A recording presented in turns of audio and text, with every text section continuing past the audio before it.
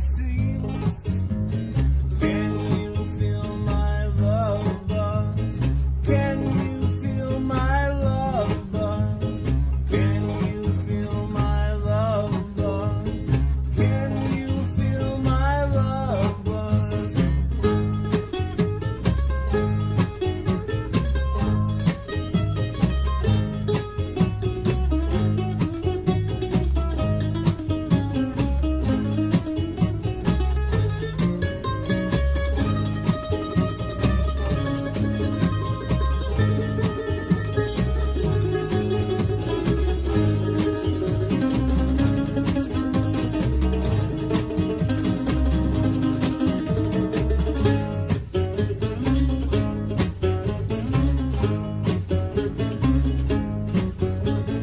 Would you believe me if I tell you you're the queen of my heart?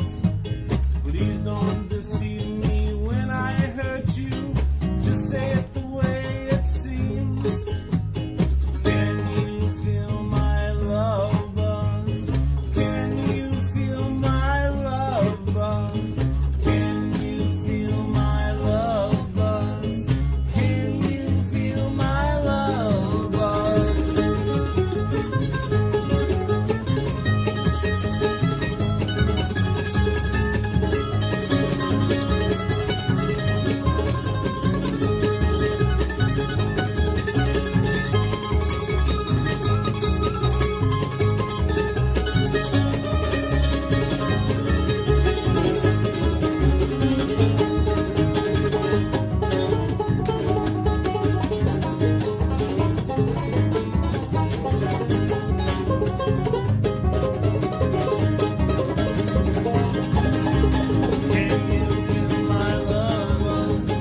Can you feel my love buzz? Can you feel my love buzz? Can you feel my love buzz?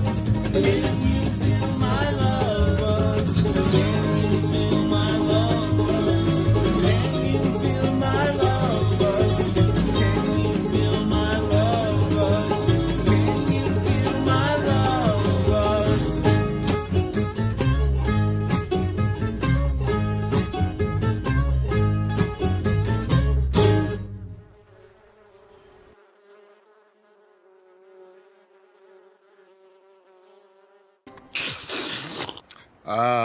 Nothing like the first cup of dumpster juice in the morning. Aí vem pra jogar, velho. Que porra é essa? Ai, caralho, vai tomar no cu, porra. Que desgraça é essa? Que porra é essa também? Ai, passarinha. Ai, ai, ai. Que porra é essa, filha da puta? Caralho. Mano, João, essa porra é um mutante. Vai tomar no cu. Morre, desgraça. Ué, chinelo,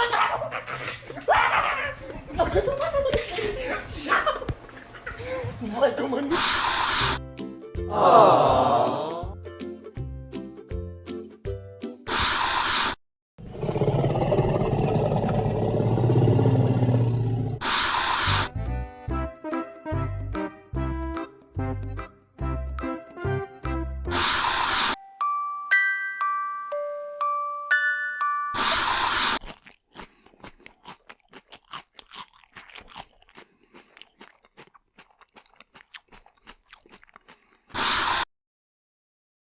So let's say, for the sake of argument, that all of the water levels around the world rise by let's say 5 feet over the next 100 years, say 10 feet by the next 100 years, and it puts all the low-lying areas on the coast underwater, right? Which, let's say all of that happens.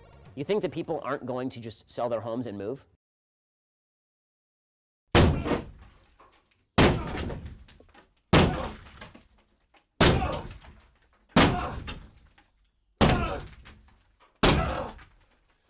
Just one small problem. Sell their houses to who, Ben? Fucking Aquaman!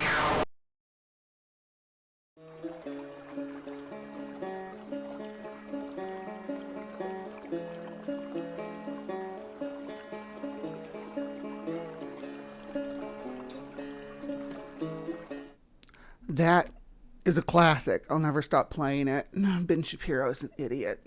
Good morning, my beauties and bees. Welcome.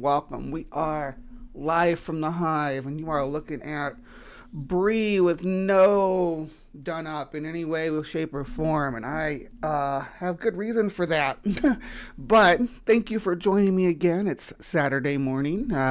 It is 8:36 here in the Mountain Time Zone, and yeah, we are live from the Hive, and I'm excited to see everybody here. Thank you so much. And first and foremost, I want to thank Ember and Who's Your Buddy for dropping those memberships. Looks like Parasolo, Fresh Out of the Asylum, Martin Elzen, Vince O'Connor, and Unapologetically Chris got the Ember memberships, or Unapologetically Chrissy.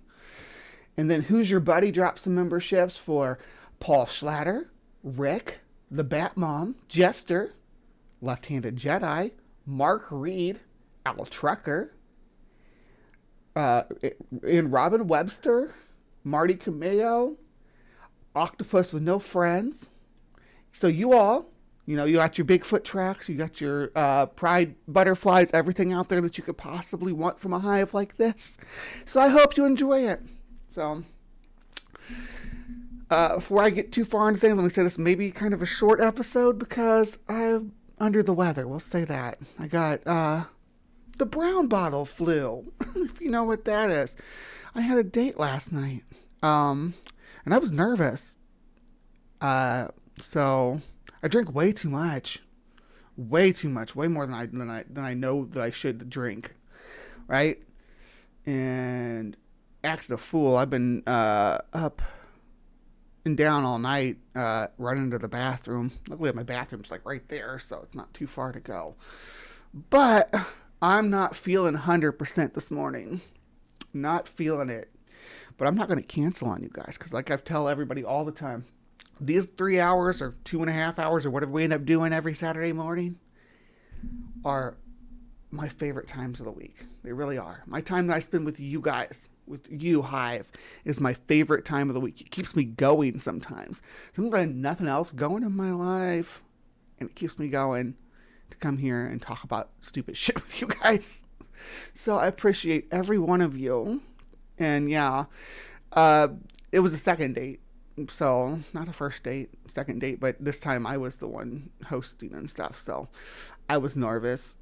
And then, yeah, it honestly didn't go very well, but I'm not going to go, well, it was fun for what it was, but I'm not going to go in all that detail about it. Suffice to say that I'm kind of today, but I'm going to try to keep my chipper upbeat personality. Now, one of the things I did do last night was, since I was afraid of, when I got home, I used to take my meds before bed, and I didn't take my meds before bed because I was afraid I was going to like hork them back up. So I took my meds this morning, and they do make me tired. So that's why I'm like, it's maybe a short episode if I start to get super tired. But regardless, yeah, I promise I'm a grown woman who knows my drinking limits most of the time. I just sometimes I don't, I guess.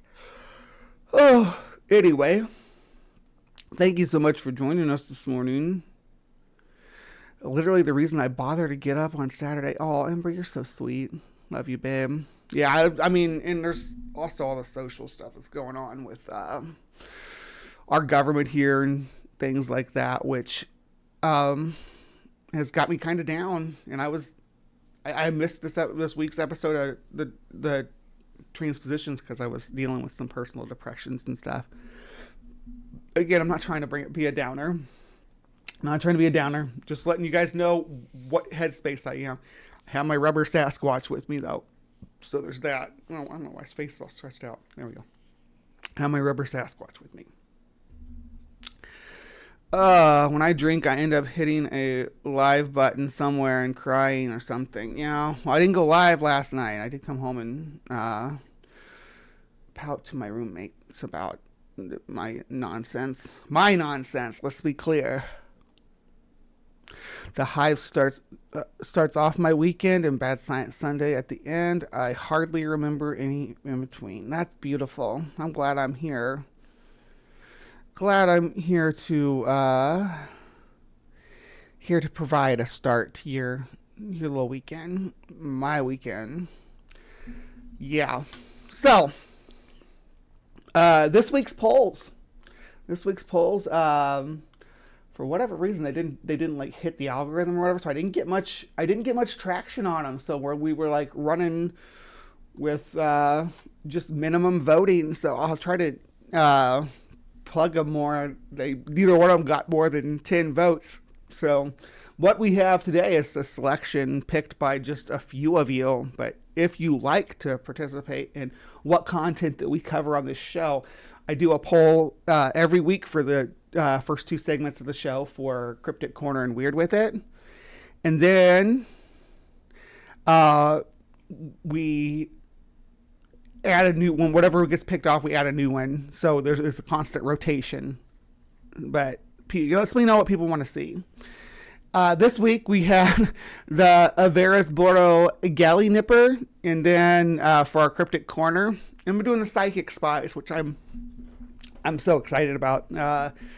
Remote viewing nonsense, but we'll get to that when we get to it. But the Averasboro Gallinipper is kind of new to me. I couldn't find a whole lot on it, so we'll see what we can pull up on that. Yeah, I'm not drinking coffee this morning. I'm drinking water. I might go refill my water while the intro to Cryptic Corner is playing too. I just don't want to drink water too fast because it'll make me Ralph, and I don't want to see. You all don't want to see that either, as far as I know. If I do get sick, though, I'll pop it back over to the transition screen, and we will resume when I'm done. It'll be like, boop, create a canoe. And then I'll come back when I'm done. I don't think that's going to happen, but we'll see. Gallinipers, what they used to call them. Yeah, well, that was, yeah. We don't use those terms anymore. Trees. We're going with Gallinipper. Do I have some ginger tea in the house? Maybe there's some tea. Yeah, we'll get to the Gallinipper. As a matter of fact, it's about time to get to the Gallinipper now.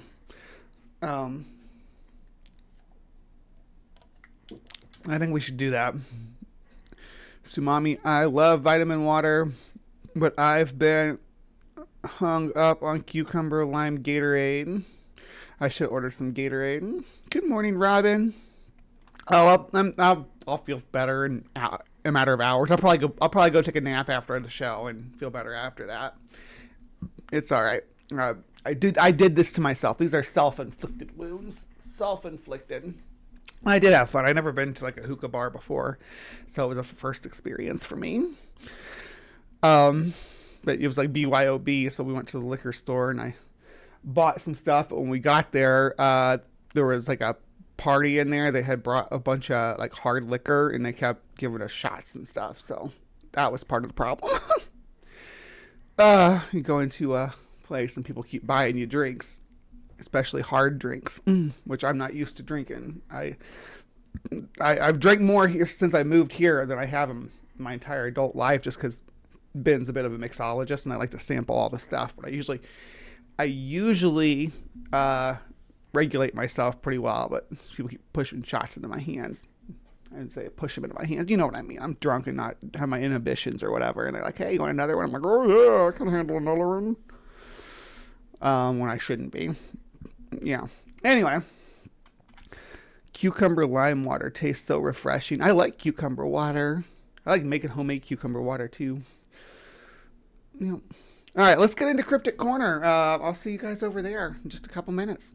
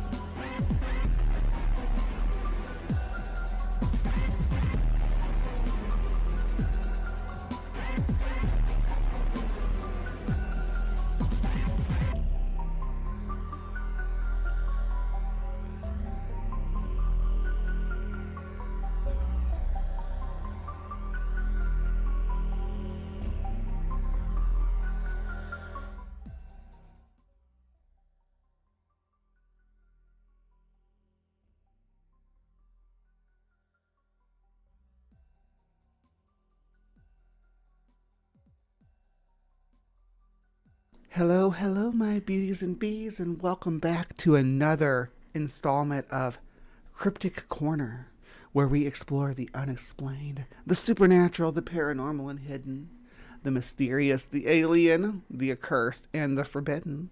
I'm your host, Miss Bumblebee, and do we have a weird one for you today? Where to start with this? I don't even know where to start. I guess we should start at the beginning. Maybe. I don't know. The place we're talking about is a town that doesn't exist anymore. It's called Averasboro. Like there's a cemetery and stuff there, but it doesn't exist anymore. Their post office closed down in 1903. Now, I don't know what the deal is with my Hive and wanting me to constantly and consistently visit North Carolina, but we often find ourselves in North Carolina for these Cryptic Corner episodes. And for whatever reason, no, not that one. There we go. Okay. For whatever reason, we always find ourselves in the state right here. Like, we had Roanoke, Bladenboro, all kinds of stuff up there, Avery County. But today, there's Dunn is the township that's closest right now to where Averasboro Township was. But it was like right here in this little cemetery and stuff. Not much to say about it. Little town, famous for its mosquitoes, which, and monster mosquitoes as the case may be, because look at that. That's a freaky looking critter. That's the Gallinipper. You don't want to see that come buzzing at you, carry you off to feed to its young. But I'm not going to read all this. There is some stuff to read here, but I'm not going to read it all because we're going to let Fernando read it. Yay, Fernando. I like Fernando. I know there's mixed feelings about him among the Hive, but we're going to let him crack this nut for us. Hello everybody, this is Fernando for the latest Cryptids and Monsters video. Alright, let's go ahead and we'll start a whole new series here based on your suggestions. I said I was going to wait until maybe later this week to go ahead and start them, but looking at this one and the newer set of suggestions, there's some pretty good stuff, so wanted to go ahead and share all of the new stuff with you here. And again, I will comb some of the older suggestions as well, so be on the lookout for those too. This one is pretty fascinating because if those of you out there have this fear of insects, which I know a lot of you do, and in some cases I do too. I do not have a fear of insects, obviously, right? My Hive side, right? But I get why people have a fear of insects, and I think it's natural and it's evolutionarily beneficial to be afraid of things with more than four legs, because a lot of them are venomous. And monkeys, while we do like to classify things, it's better safe than sorry. Depending on the type of insect, then this one will absolutely make your spine crawl when it comes to its ickiness. Like, this is something that is the stuff of nightmares, and it instantly reminded me of something from the movie The Mist, which is a really good movie if you haven't had a chance to see that either. Deals with a lot of cryptid-like monsters. So, like, The Mist is based on Stephen King. It's almost like a portal opens to like a carboniferous like world with like this mist that these giant insects can live in, and the mist flows over the town, and the giant insects and arthropods and stuff come into the town and start attacking the people. Sorry for spoilers, but that's an old movie. Old book. You missed. So this one goes by various names.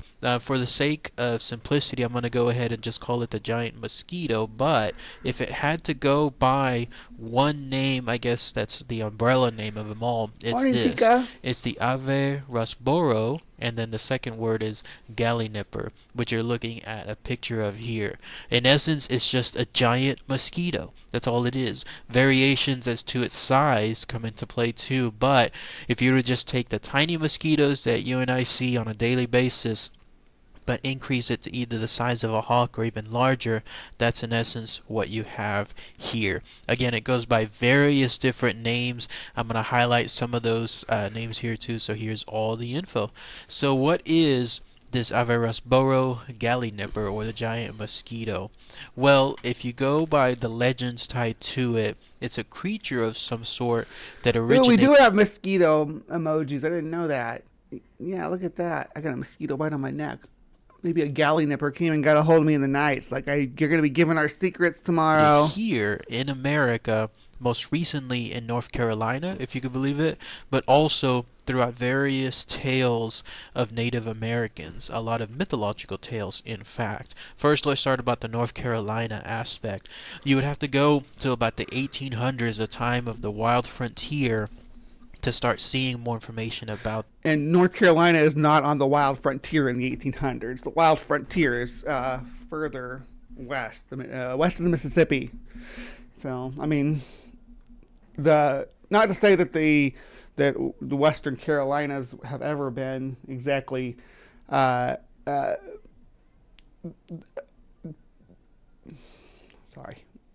they haven't been that the Western Carolinas and the foothills and mountains of the eastern United States are like heavily populated, and there's always been kind of a frontier like feel to them, but this, including its origins. This creature, by the way, all it is, again, just take your average mosquito, increase it exponentially to the size of a hawk, and you have what it is. It's exactly the same thing. It has wings, it has the same legs as a mosquito, it has, of course, its protruding needle. Everything is all the same. Now, as far as this the set of origins there in North Carolina, apparently there used to be a town called Averasboro that existed sometime in the 1800s, mid-1800s or so to be exact. Not much else exists for that town today. Apparently it's just completely gone other than past records. These records showcase that there was some buildings there within that town, 13 or 14 of them, and one of them contained a very interesting skeleton. This was the skeleton of a bird that was shot and then put back together, displayed on the top of a ceiling somewhere. But, interestingly enough, its head, or the part of its head involving its beak, was replaced with something else. In this case, it was with a long, scrimshawed piece of something that made it look like a large needle. Everything else stayed the same, though, pretty much. And the whole purpose of this is because those frontiersmen there at that time stated and hung this with the words, the Averasboro Gallinipper, again, Averasboro being the name of that town at that time.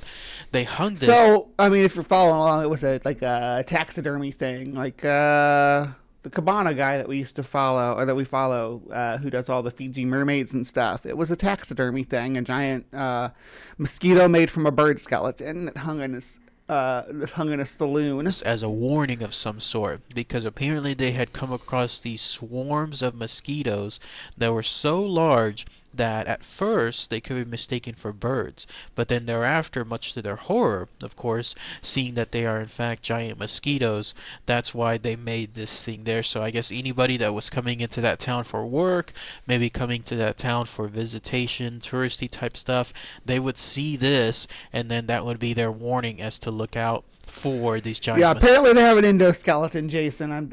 I don't make the rules, but yeah, how can you hang a skeleton up and say that it's the Gallinipper if it's not a skeleton of a Gallinipper? If it's not so, like, yeah. I mean, obviously everybody here would know because you're all the Hive that arthropods have exoskeletons and birds have endoskeletons. So. Mosquitoes. So that's pretty interesting. I thought that caught my eye when I was looking at that information, because why else would there be something so weird like this hanging on a display other than a warning of some sort? And then also, this was so much in the environment there, with regards to these warnings, the news of it so widespread that other men that work there continue, in this case, continuously on the timber side, the ones that cut all those giant trees, they in turn would always keep an eye out for these alleged giant mosquitoes. Well, at Halloween, everything has a skeleton. It doesn't matter. Octopuses have skeletons. They don't even have bones. But you go to the craft stores and stuff, the Halloween section of any kind of store, and you'll see skeletons of everything from spiders to chickens. Octopus and... I've never seen a jellyfish, though. That's true. So pretty interesting stuff there. Now, as far as the Native American side, and it's right, Brian Stevens gets it. Not a warning. It was a joke. It's a joke. It's like a jackalope, which we haven't covered yet on here, but just because, well, maybe we should have done that. But Fiji mermaids and jackalope taxidermy stuff is a lot of it.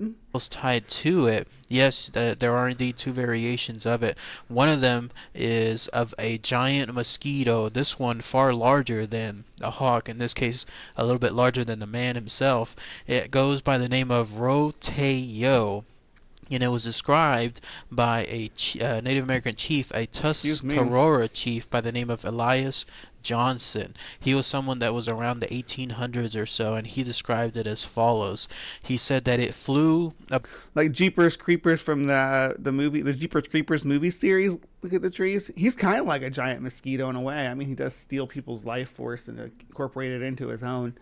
He's not like it. I don't think he's laying eggs, though. Maybe he is. Maybe the creeper is laying eggs. Maybe the creeper's female. I don't know. I have only watched the first couple of those movies. I know there's more out now.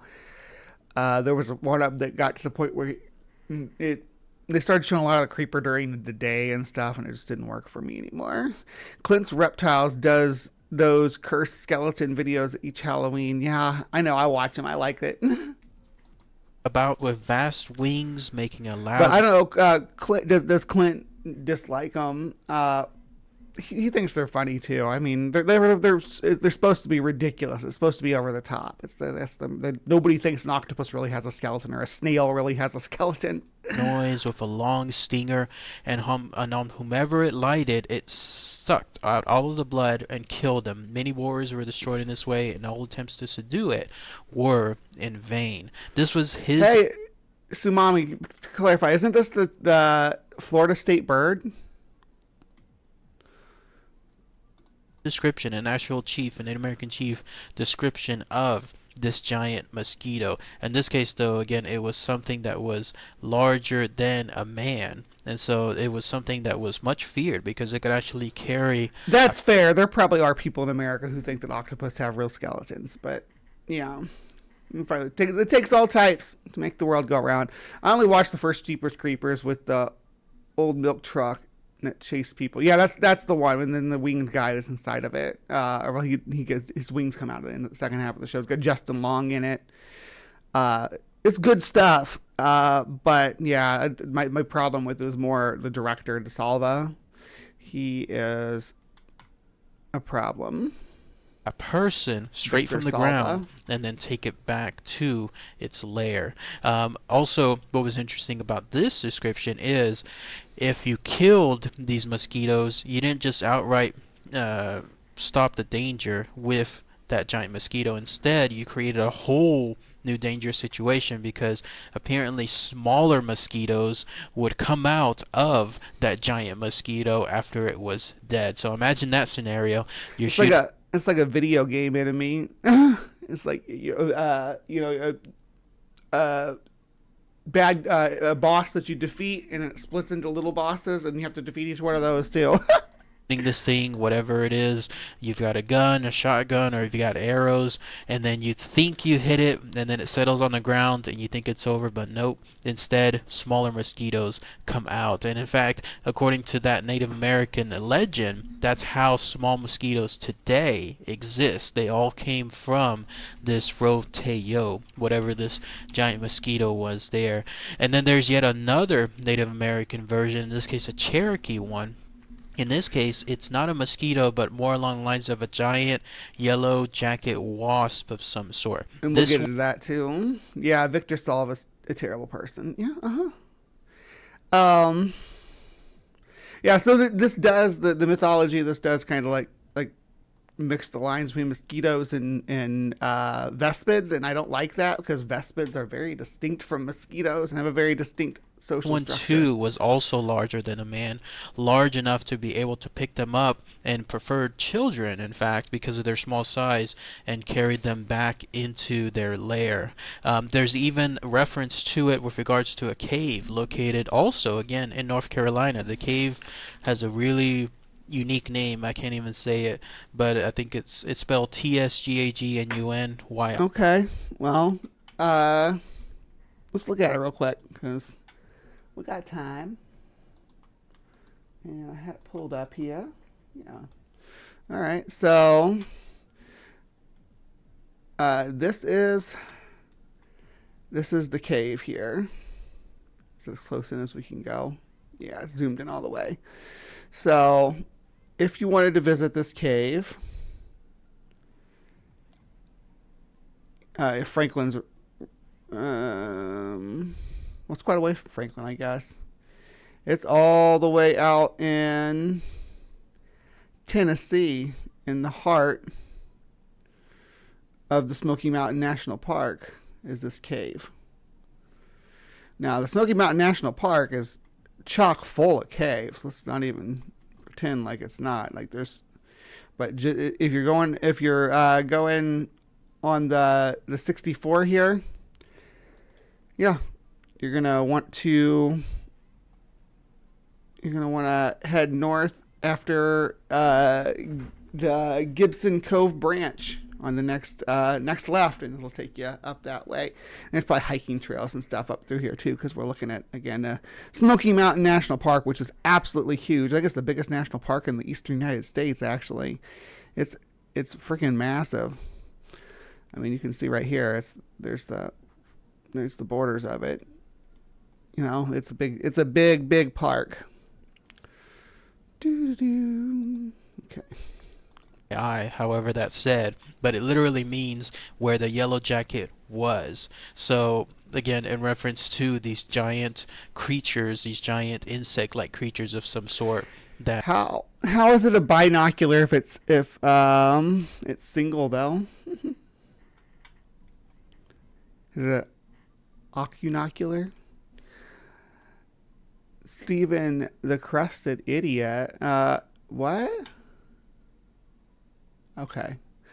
I have come to the conclusion since moving to Florida that the state bird should be the dipshit. Yeah, the crusted. Okay, now I get you. I thought you were calling Brian Stevens a crusted idiot. I was like, what the hell did I miss?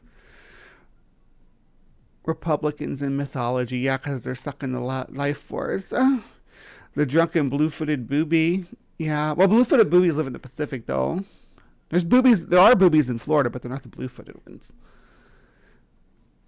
That it inhabited that area. In fact, there's a saying that was described of them from the Native Americans. It said the hunters built fires around the hole so that smoke filled the cave and smothered this great insect and multitudes of the smaller ones, and then they escaped and increased until now the yellow jackets we know of today are all over the world. This also has references to being able to shoot, kill, whatever is the case, these giant yellow wasps. They were called, by the way, a name called Ulagu. I believe that's how it's stated.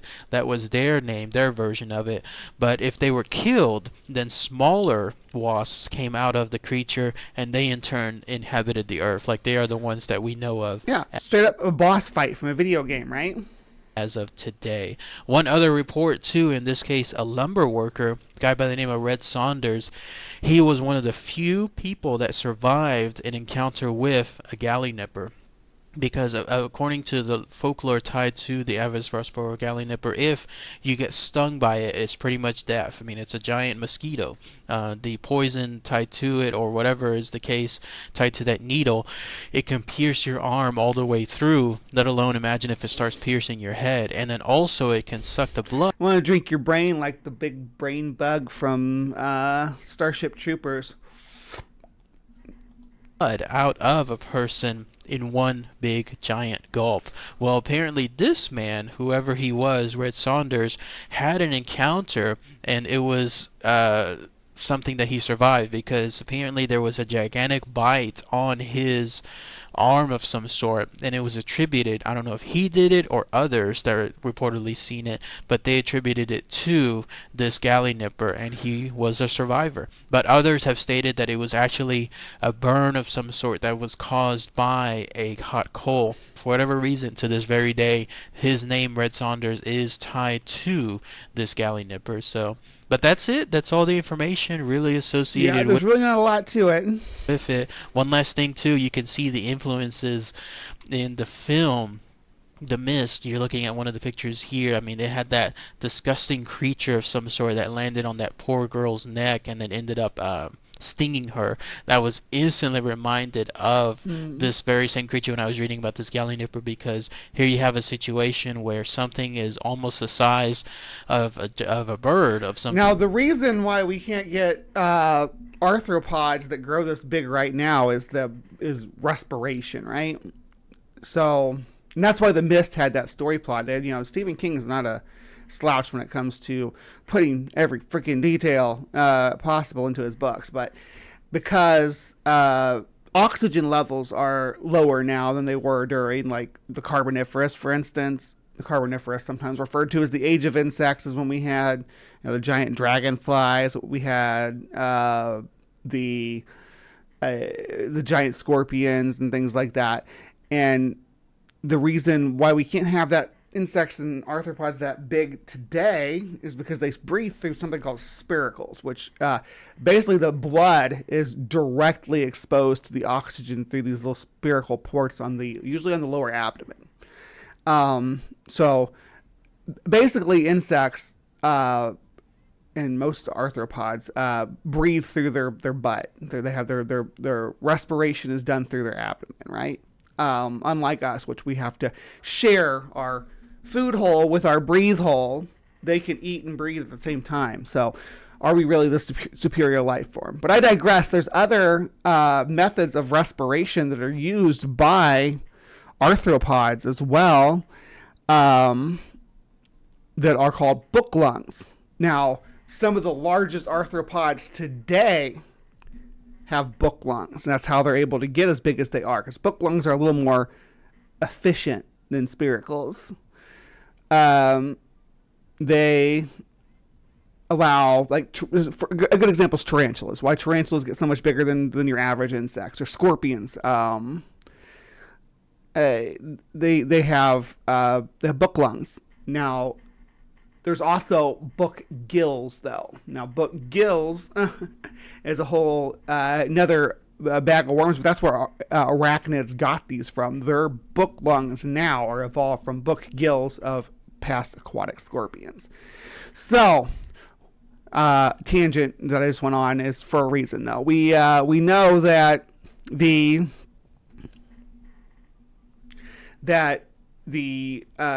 oxygen levels today would not allow for such large arthropods to exist in the real world, right? Like that's why in The Mist, for instance, they have the mist that comes out with them, or in the movie the TV show Primeval, when they had the Carboniferous anomaly. I don't know if y'all watched that show or not, but it was like the anomalies would open up to different timelines and different creatures and stuff would come out. And there's one where a giant centipede thing came out. It was supposed to be like Arthropleura, but we all know Arthropleura wasn't really a predator. This thing was a venomous giant centipede predator, but I digress. It brought atmosphere with it. The thing about that is when they show these people interacting with these atmospheres, with these giant arthropods and these weird atmospheres, they never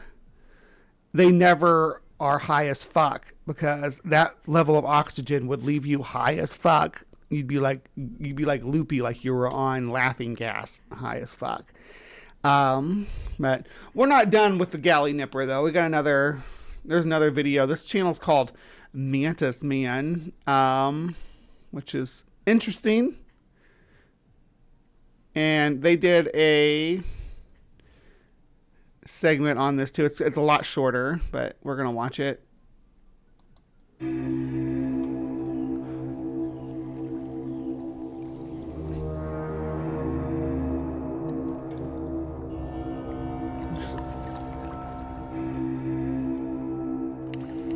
So for today's... This guy reminds me of the, who was the guy? There's another character we cover that wears the adventurer hats and stuff. And I don't mean Indiana Joe. We know Indiana Joe wears the adventurer stuff, but this guy, there's this whole genre of guys that wear like khaki or jungle adventurer attire and do cryptid content these days. Unknown mystery, we're going to cover a vampire myth. And like Morning, most Lori. vampire myths, it starts inside of a coffin. When people think of vampires, they usually think of famous fictional bloodsuckers like Dracula, but there have been plenty of vampire tales that stemmed from real or reported events. The oldest town in North Carolina, Bath, was once a prosperous seaport and haven to pirates, but exists today as a small, sleepy seaport. It was said that the town was cursed by Reverend Whitefield after the... Oh yeah, I know Coyote Peterson. I've covered him too. I'm not a fan of Coyote Peterson. I'm just going to be blunt with you guys right now. Coyote Peterson only serves to make people afraid of arthropods by exaggerating the impact of their bites. There's, as far as stinging insects and stuff goes, he goes way over the top. Town kicked him out for bizarre behavior, including sleeping in his own coffin. However, the vampire legends of the region go way back before Whitefield to the Native Americans of the area. I am the legend keeper of the Tuscarora Nation of North Carolina, and today I want to share some of our legends with you. Now, she's the main reason I picked this, because she's cool as fuck. Look at this. She got the whole aesthetic going, sitting in front of the fire with her drum and her dream catcher and all her effects. She's really, Let the stories begin. actually, I think she's on a green screen, but no, maybe she's not. She can't be on a green screen because there's a different angle. A pestiferous and annoying creature of the insect kind appeared in the guise of the roteo, a huge mosquito. It first appeared among the Tuscaroras along the Neuse River. It flew about with vast wings, making a loud noise with a long stinger, and on whomsoever it lighted, it sucked out all the blood and killed them. Many warriors were destroyed in this way, and all attempts made to subdue it. I do gotta say, giant mosquito-based vampire is a nice twist on the vampire mythos. That would be like, could have done an episode of Supernatural about this, where like, we're dealing with vampires, but they find out they're dealing with like one of these giant Gallinippers. The town of Buffy or whatever Averasboro faced a curse far worse than that of Bath. Only a cemetery and Civil War museum remind anyone passing through that the Cape Fear logging town of Averasboro existed. Carol remembers the old logging days on the Cape Fear River. Yeah, it's a trestle right there. That's an old trestle right there. That's a big trestle right there. Okay. Yeah, you used to load the logs on that counter. I had a couple of sawmill. Cut them up. The town's property records of the 1850s reveal that 13 of the 14 public buildings in the town sold liquor. One of these taverns had the skeleton of what looked like a large flying animal suspended from the ceiling, its bones carefully wired together to make a large bird with a long piece of bone that looked like a large mosquito needle around the neck of the when I looked into this, a lot of people are speculating that the needle part was scrimshaw, so that would be like baleen, or not baleen, whalebone. Yeah, so bird parts except for the proboscis, which is whalebone. Trophy hung a wooden plank that read, Averasboro Gallinipper. This trophy was meant to warn visitors of the swarms of mosquitoes so large they were mistaken for birds. Gallinipper wasn't. There's a gallon of blood in one time. Is that a type of mosquito? Yeah. A big giant mosquito. Belief in large mosquitoes was so widespread that workmen cutting timber along the Cape Fear kept a wary eye out for the creatures. The Averasboro Gallinipper is a giant mosquito reportedly as large as a hawk. The sting carries on its head could slice all the way through a man's arm. A bite from the Gallinipper could mean death. So, I mean, that sounds like it's more like a blade than a sting. If it could slice through something, it's going to be a blade. Stink. Oh, one mosquito sent the other mosquito. Said, we'll eat him here or take him home. He said, no, the big one take him away from us. In 1855, a lumber worker named Red Saunders was reportedly stung by a Gallinipper. The Cherokee Indians also spoke of the creature and believed it was large enough to swoop down and pick up children and carry it back to its lair. I mean, again, we gotta. A lot of this is fake lore, right? Obviously, because we're looking at, a taxidermied specimen and stuff, but them trying to incorporate the origin legend of insects, of flying insects from Cherokee mythology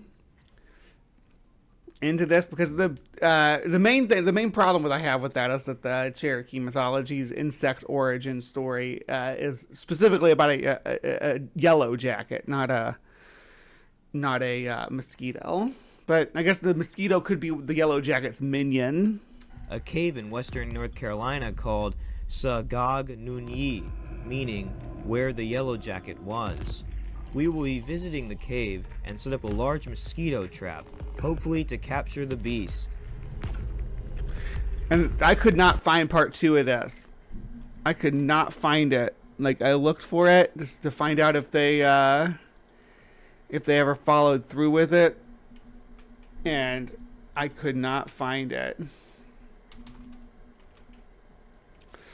The only video that has the word vampire in it is this, and this is from 7 years ago too, and so it's not like it's something to be continued and we're just still waiting for it. Yeah, they never follow up on this. Obviously they didn't catch the Gallinipper in their mosquito trap, but I mean, that kind of goes without saying, right? I think we're really going to find a giant mosquito. And but I digress. Yeah, this has been such a weird one for us. Let's look at I do want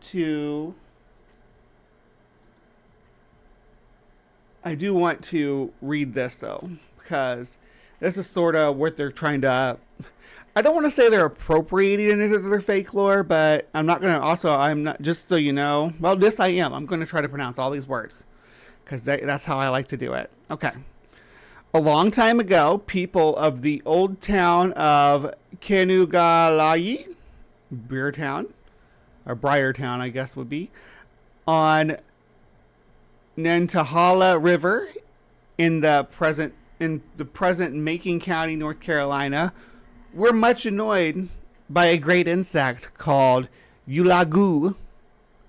Ulagu was as large as the house and used to come from some secret hiding place, and darting swiftly through the air would snap up children from their play and carry them away.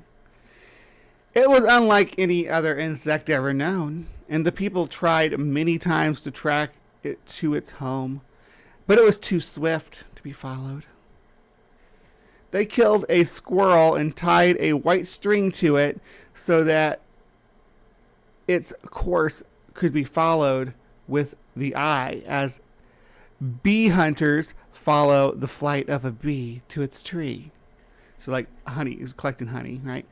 The Ulagu came and carried off the squirrel with the string hanging to it, but darted away so swiftly through the air that it was out of sight in moments. They killed a turkey and put a longer white string on it. The Ulagu came and took the turkey, but was gone again before they could see in what direction it flew. They took a deer, or deer ham, I guess. Deer ham. That's the type of, maybe I'm just not versed in Appalachian terminology, but okay, deer ham, and tied a white string to it. And again, the Ulagu swooped down and bore it off so swiftly that it could not be followed. At last, they killed a yearling deer and tied a very long white string to it. The Ulagu came and seized the deer, but this time the load was so heavy that it had to fly slowly and so low down that the string could be plainly seen. The hunters got together for the pursuit. They followed it along the ridge to the east until they came near where Franklin now is. That's a town in North Carolina. When on looking across the valley to the other side, they saw the nest of the Ulagu, a large cave in the rocks. The nest had an entrance below with tiers of cells built up one above another to the roof of the cave. The great Ulagu was there with thousands of smaller ones that we now call yellow jackets. The hunter built fires around the holes so that the smoke would fill the cave and smother the great insect and multitude of the smaller ones. But others, which were outside the cave, were not killed, and these escaped and increased until now the yellow jackets, which before were unknown, are all over the world. The people call the cave Skagunyi, where the yellow jacket was, and the place from which they first saw the nest they called Atahita, where they shout, and these are the names today. They say also that the fish and frog came from a great monster fish and frog which did much damage until at last they were killed by the people, who cut them up into little pieces which were thrown into the water and afterward took shape of small fish and frogs. So that's like an origin story, mythology, and then we get people coming in to decide that they are going to incorporate that into their cryptid lore, to their fake lore, and take it with a grain of salt, I guess. It can be, it can feel a bit like cultural appropriation, but I do like the site. Look at they have all the Southeast legends here, of different creatures and characters, different gods and monsters from Cherokee traditions. Well, from more than Cherokee traditions, but this one specifically is a Cherokee from the Cherokee tradition. Okay, and I have to watch this because this seems so funny. So generous. Really appreciate it. I think the healing has begun. Met the greatest earthquake ever known. High on the rapids, it struck their tiny raft. That's good. And plunged them down. Getting anemic. So tired. That's like a Gallinipper right there. 1,000 feet below. Man, I'm feeling weak. Really bushwhacked. Anyway, here's how I end it. A little arpeggio, nothing fancy. Oh, I gotta sleep. Land of the love.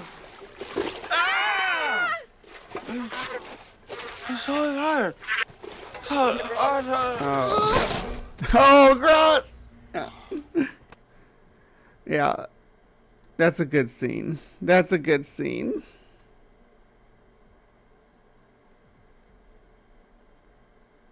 If you can't tell you are healing, you aren't healing. Well, that's... I mean, well, maybe. Like, mentally healing's a little bit different, I guess. I don't know. Let's go through some of the comments here. Every day when I get home from work, it's always great to see what she's left for me in the fridge. Who are we talking about? Somebody making you beef stew? I'm jealous. I love beef stew. Is a giant mosquito trap a giant bug zapper? I suppose it could be. You know those tennis racket things that have the bug zapper built into it? You could use those to fight Gallinippers. Let's see. Somebody... I haven't had beef stew in a minute. Me either. I did, like, I was, before I moved down here, I was very, very pescatarian, but I've went back to eating meat, at least for the time being, till I get back on my feet. I'm just, beggars can't be choosers, and I'm hungry. Yeah, deer ham would be venison, I assume. Yeah, that's my thoughts too. The damn thing was just too fast.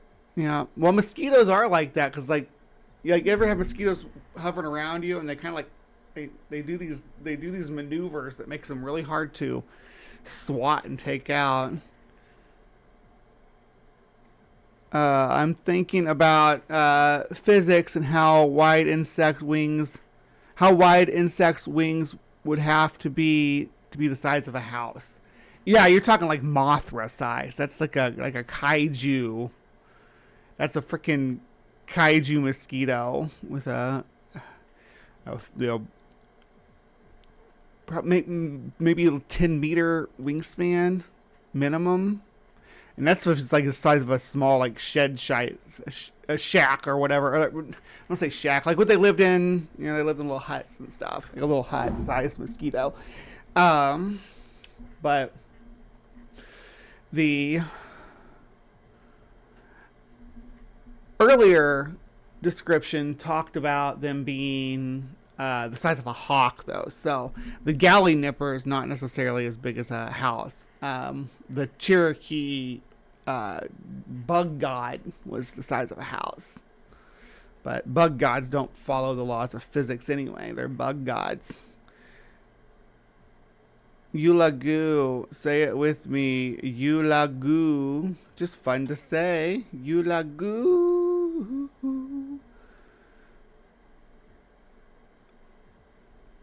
Would you eat a mosquito? We only have mosquitoes the size of small horses here, and that's in the UK from Spooky. Good morning, Spooky. Yeah, like a couple 100 feet at least, depending on how big big of a house. Yeah, and when I say house, I'm thinking more like a little Cherokee hut. Ratio of the wingspan to wing chord. It's usually between 8.4 and, is that surface area? And 11.63. There's also there's factors that come into play when it comes to flight and how much surface area a wing has to have, depending on how the wing moves, right? Like insect wings have these almost like a ball and socket joint where they can create their own artificial updrafts. That's why they can hover so good. Hummingbirds do that too, but most birds don't have as much flexibility and can't do that roll to create their own updraft. That's why there's you all remember the bee movie at the beginning. Oh, by all laws of aviation, bees shouldn't be able to fly. That's because you're using wing ratio that doesn't incorporate the updraft. And we did cover some stuff on that before when we talked about the dude that claimed he invented a flying machine with using beetle wings and stuff. You don't know what the body length to span or body width to span is, but there's a dB for that. Yeah, and also density. Bringing some facts and math. We got lots of math coming at us. Weight would also be a major factor, Jason. Absolutely. Yes, chitin does have a crush strength, although it's pretty good. It's probably not enough for this size. Yeah. The hawk size is definitely doable, though. The hawk-sized giant mosquito would not be much different than the griffin flies of the Carboniferous and of the Paleozoic, because griffin flies surpass that. Bree, we are talking about my daughter who made another batch of cinnamon rolls and a batch of gluten-free since her person is intolerant. So good. She's a great cook. I'm glad your kid's getting some freaking cooking skills. Absolutely. In aeronautics, the chord is an imaginary straight line segment joining the leading edge and the trailing edge of an airfoil cross section parallel to the direction of airflow. I like how some bugs are so tiny they swim in the air. Yeah, there's like the smallest insects in the world are actually wasp. They're a species of wasp, but they're so small that their wings don't even have membrane. It's just they're just feathered fibers because they're small enough that their wings just swim through the air. Does Titan have chitin? The Titan of chitin. When society falls, there will be good eating at my place. You're all invited. Good. That sounds delish. All right. I think that's all we have for this one, though. Like I said, it's going to be a little bit shorter because there's not a lot on the Gallinipper, but what do you think of the Gallinipper? Why do you think that North Carolina's starting to give Ohio a run for its money for the state with the most weird cryptid stuff? So that's I just closed my map. Let me pull it back up.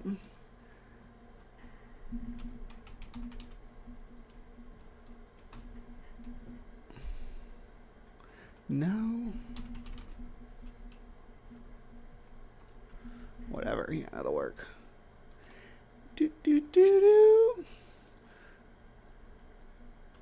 Because let's look at this. Let's compare. I actually haven't done too much in Ohio lately, but let's look at the map real quick because we still got a few more minutes of Cryptic Corner to go. Still got almost 15 minutes, really. This one, this giant insect stuff was coming up a little short, but I could have done more. Could have done a whole episode on doing like the taxidermy thing, but I thought the giant mosquito deserved its own. Honestly, I think the giant mosquito and the giant yellow jacket both deserve their own. But let's look here. So in North Carolina, 1, 2, 3, 4. We got 4 locations. And in Ohio, yeah, Ohio still, we got 1, 2, 3. I got 3 locations. Now, obviously, I got a lot in Illinois just because of personal bias. In Texas, because of personal bias, because in Missouri, Illinois, this area right here where I know the folklore like in and out, and I can build a whole show on these more obscure cryptids just because of my experience in those regions and exploring the folklore during my investigation days. I think, how many we got in California? We got 1, 2, 3, 4.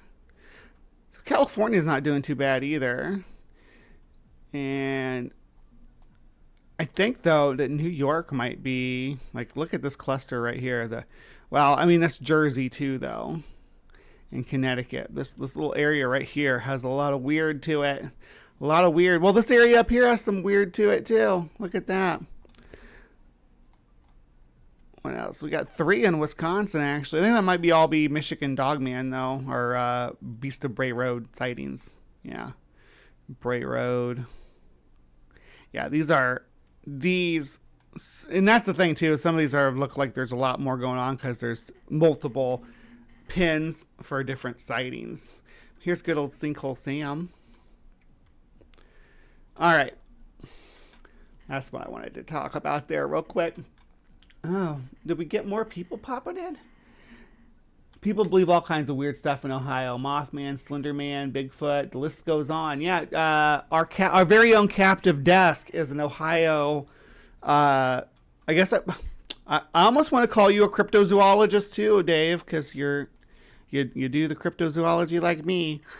But yeah, Captive Desk Dave has a channel called Grassman Chronicles, covering a lot of the weird Ohio stuff, and he's got a special love for our furry hominids though. So if you haven't checked that out, yeah, I will be covering more Ohio beasties coming up, the Grassman Chronicles is where I'm located. I covered Bessie last month. Yeah. People believe all kinds of weird stuff. You know what a titty mun is? Or should I say no? I know what titty mun is. He was this little guardian of the Finlands in this region of, well, shoot, yeah. So he was a nature spirit, sort of. Y'all keep dragging me back to the math, but he was in the UK. He was a fae of sorts. He looked like a little old man, and he could control the flow of the flooding of the fins, the seasonal flooding. He was in control of that. And when we started to change the courses of the rivers and modernize the Tittymon, the riverways, kind of straighten them out like they do, it made him mad. And then the rest of the Fae that, he was basically the elder of them, they started going nuts on the people, and you couldn't go out at night without protective charms and stuff like that. Tittymon was he's not a bad guy, though. He was the Finn was specifically had its own ebb and flow that went with nature, and then humans coming in with their urbanization. That's what kind of tale it is. And this isn't like a long time ago, like this stuff happened. This is within the last, 150 years that people were that superstitious about he could titty up the river. That is true. Yeah, but yeah, Brian Stevens, I'm pretty versed in in a lot of folklore. Well, I'm a cryptozoologist, yeah, and fairy lore is very much tangled. It's hard to detangle fairy lore and alien stuff from cryptozoology. That's why I cover fairies and aliens in Cryptic Corner, and ghosts too, because sometimes you can't detangle them. Sometimes they're tethered together, and you can't decide whether this is a cryptid, an alien, or a fairy, and you just gotta roll with it. And then I kind of get that vibe from the Gallinipper, because the Gallinipper is when they incorporate the folklore, of course. To be clear, it's incorporating folklore. The what was his name again? I feel so silly not remembering it. Ugula or whatever. I said it a million times earlier, but it was a deity of sorts, was like the insect god, the mother of insects. Yeah. All right. So that's been Cryptic Corner for us, covering the Gallinipper of Averasboro, and you let me know what you think. This has been a fun one for me. There was a lot of folklore involved in this one, which I'm always down for. But do I think that there was ever giant mosquitoes that hovered over the swamps of the swamps and mountains of North Carolina? No, not at all. Do I think that there may have been giant mosquitoes that lived during maybe the Mesozoic or the Paleozoic that we haven't found evidence for, that were bigger than modern mosquitoes? Now, definitely not as big as a house. I doubt they would even be as big as a hawk, but maybe maybe as big as a grasshopper. That's a huge mosquito. People are like, oh, that's not very big, but for a mosquito, that's huge. A mosquito the size of a grasshopper with a wingspan like that would be terrifying to see coming at you. So I liked this one. I really did. It was fun. I should do more like this with where we tackle it from multiple different angles because people look at it from multiple different angles. But you guys let me know if this is the type of content that you want to continue to see from the Hive in the comments down below. And you tell me if there's any giant insects that you think that I should cover. We do have more giant spiders coming up too, by the way. Just so you know, we've done the giant spiders of South America, the giant spiders of, or no, we did the giant spiders of North America and Africa. We haven't done the giant spiders of South America yet. We haven't done we haven't revisited the giant spiders of Europe, because I did a giant spiders of Europe way long time ago when I first started the channel. But I want to redo it with the cathedral spiders and stuff. We haven't done Asia or Australia either. So we got a lot of giant spiders to come up, but there's other giant insects and insectoid things too. The mantis men, we covered that not too long ago. So there will be more creepy crawly cryptids in our future. Yay, new Cryptic Corner t-shirts. Yeah, let me plug that real quick too, and I'll put that as the end thing on this too. Cryptic Corner t-shirts are available. There's four. They're 4 houses of cryptozoology. We got you've got Mothman. You've got the Jersey Devil.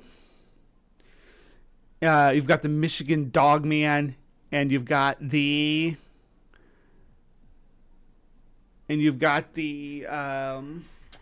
Swamp Bugger, which is a Bigfoot, which is the Southern Fried Bigfoot. I just call him Swamp Bugger because I like that name. Let's see. What would happen biologically if a mosquito hatched twice the normal size? Well, I mean, it's hard. I can't speculate because I don't know a lot about how Hemolith is going to deal with that. I know with like humans that are oversized that they suffer a lot of health issues. I would speculate a mosquito would suffer a lot of health issues too if it suffered from giantism. I don't know for sure though. Maybe it'd thrive. I don't think so. I think it would probably have illnesses and afflictions from its anatomy not being properly acclimated to our current environment. All right, I'm going to wrap up Cryptic Corner here, but don't go anywhere. Let me rephrase that. I'm going to wrap up Cryptic Corner here. So please remember to be kind, take care, and we will see you next time. All right, now don't go anywhere because we got more show to come. I always start to try to plug the next section before I wrap up Cryptic Corner because I'm afraid people are going to leave. I'm honestly like, no, don't go anywhere. This is just the first segment. I used to have this don't go feature, which I promised that I would have back up this week, and I didn't. But be gentle with me because I've had a rough week.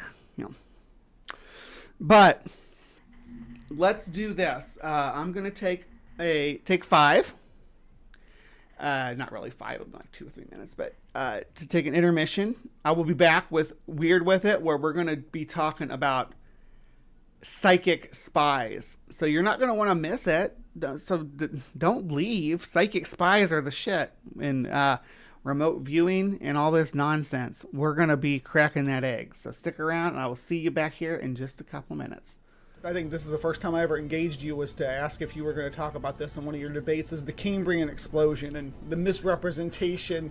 And, at this point, for a lot of these guys, it's a deliberate misrepresentation because they've been corrected about the misnomer that is the Cambrian explosion. You want to go ahead and fill us in a little bit about that? Yeah, I did actually have one conversation about the Cambrian explosion with a long story short a number of months back. After I first saw his videos, the team and I who do the videos, after we first ran across him, we did 2 responses to his video. I can't remember the name of it, but anyway, he's basically reprising Darwin's Doubt. Darwin's Doubt, for anyone who doesn't know, is a book written in 2013 by the Discovery Institute fellow Stephen Meyer, who's not a biologist, he's not a paleontologist, he's not a geologist, he's a philosopher of science. Perfectly respectable field, not relevant to the topic. Yeah. And so Meyer writes this tome. I mean, this is like a 500-page book on the Cambrian explosion. That it really proposes two theses. The first is that the fossil record shows what looks like an act of divine creation. You have nothing, and then you have the Cambrian organisms. They all just pop out of nowhere. Then the second thesis is that mutations and natural selection can't account for the diversity of life that appears in the Cambrian. Well, they're both just flat wrong. They're both really bad theses. But because for one thing, there were organisms preceding the Cambrian critters. We've known that since I think the 60s. Although it's only been relatively recently that the Ediacarans, which are the organisms preceding the Cambrian, or immediately preceding the Cambrian, have been identified. There are things like Kimberella and Dickinsonia and Hautia, which are animals, and in fact some of them are bilaterians. And so we have, and actually just earlier this year, I believe, or late last year, was another fossil identified from Australia called Icaria wariutia, which is this little unsegmented, almost worm-like animal, which is a bilaterian, and it matches the features that were predicted based on the tracks Helminthoid dicnites. And so the researchers predicted what this thing should have looked like based on these tracks, and there we have it. Yeah. We have the body fossils now. That's how science should work, exactly. Finding trackways, making predictions based on those, and then following through with that. The misrepresentation that you see a lot with the Cambrian explosion is that they characterize it as an explosion, and we're talking about a 20 million year period. That's Yep. That's not it's not a quick event, and you're talking about mostly single-celled organisms at the time that reproduce very, very quickly. Yeah, mostly single-cell. I know that there were multicellular organisms as well at the time, but that reproduce quickly. There's plenty of time for diversification and speciation in that window. Yeah, you're right. It is a 20-25 million year time frame, and it's framed as they came out of nowhere. They just instantly appear in the fossil record. But there's actually there is a lead up to the Cambrian, and the better picture that we constantly get, because researchers are constantly digging up fossils and doing stratigraphic analyses. Well, this is getting better all the time, and so our picture of the Cambrian is increasingly getting better. Well, we're seeing a series of steps leading up to the Cambrian explosion proper. You've got your soft-bodied bilaterians, then you have small, shelly critters, things like hyoliths and halkyarids, and a lot of these are stem groups. So they're the sort of the predecessors of the crown groups, and these are appearing in the early Cambrian. And then you have the crown groups appearing in the later Cambrian, and they surpass and take over and replace most of the stem lineages. And that looks pretty evolutionary to me. But, of course, most creationists, most intelligent design people are entirely unfamiliar with paleontology, entirely unfamiliar with paleobiology and geology. And they depend on their audience being unfamiliar with that stuff too. That's really absolutely.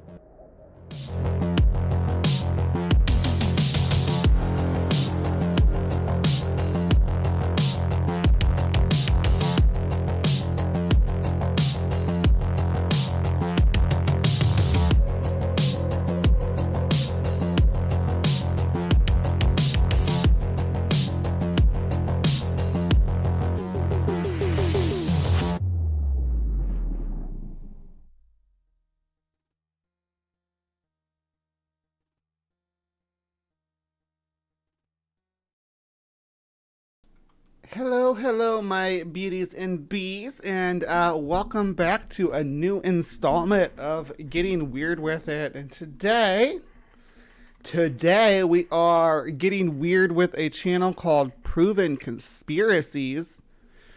Proven Conspiracies has a multitude of videos on a multitude of subjects. Operation Mockingbird, uncovering the shocking truth of Operation Midnight Climax, the presidential conspiracy exposed. the 5 president conspiracies from 1700 to the 1800s. Lots of conspiracy here. Gruesome war crimes exposed. Things like that. Today, though, we're going to look at a very specific conspiracy set regarding remote viewing. And the remote viewing experiments from the CIA. Because I found a channel. This channel is called the Cryptid Huntress. It's a cryptozoology channel, but not like mine. Not from this angle, but from the angle of the host and proprietor of the show is a remote viewer, right? And I was in the side chat and I questioned them. I said, is there any evidence that remote viewing works in any capacity at all? And they suggested that I look into the CIA psychic spy phenomena, which is what landed it on the Weird With It list. So I'm more than happy to delve into the CIA psychic spy phenomena. And I'm more than happy to take you bitches with me. So let's do this. Grab a seat because we're diving into one of the most bizarre, fascinating, and secretive chapters in intelligence history. The CIA's experiments with psychic spies. Many people claim, and many others question, the existence of ESP, extrasensory perception. Imagine this. The CIA... I'm Barbara Walters.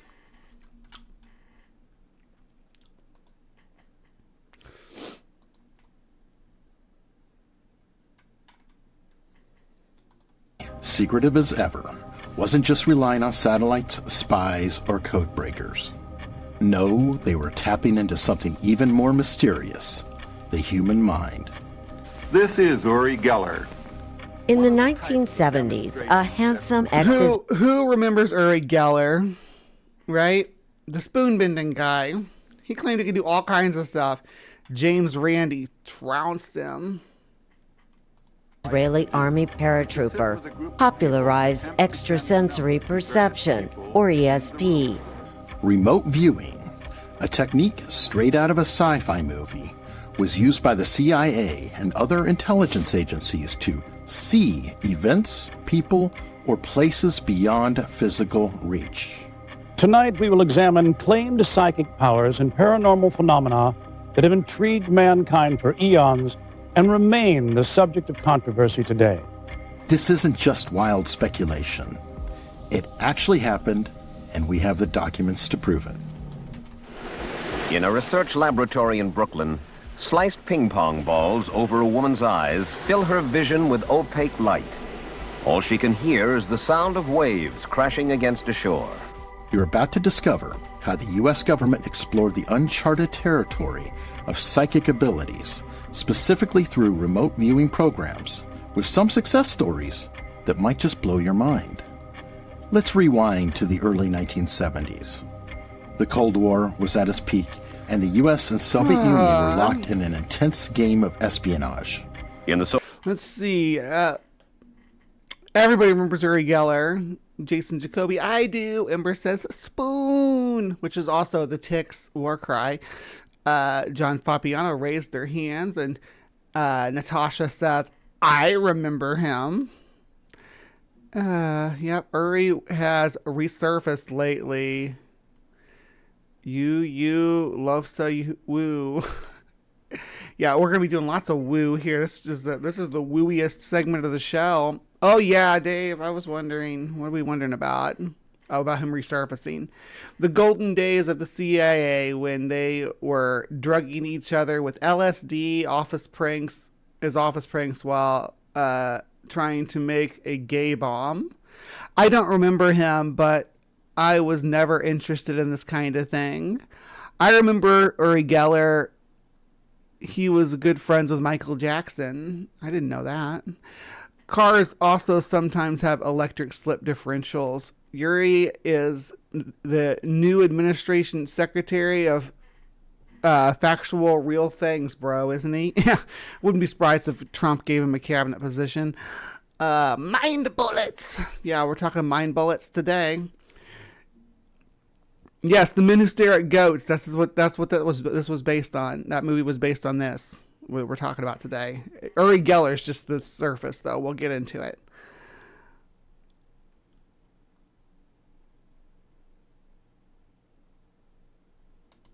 Soviet Union.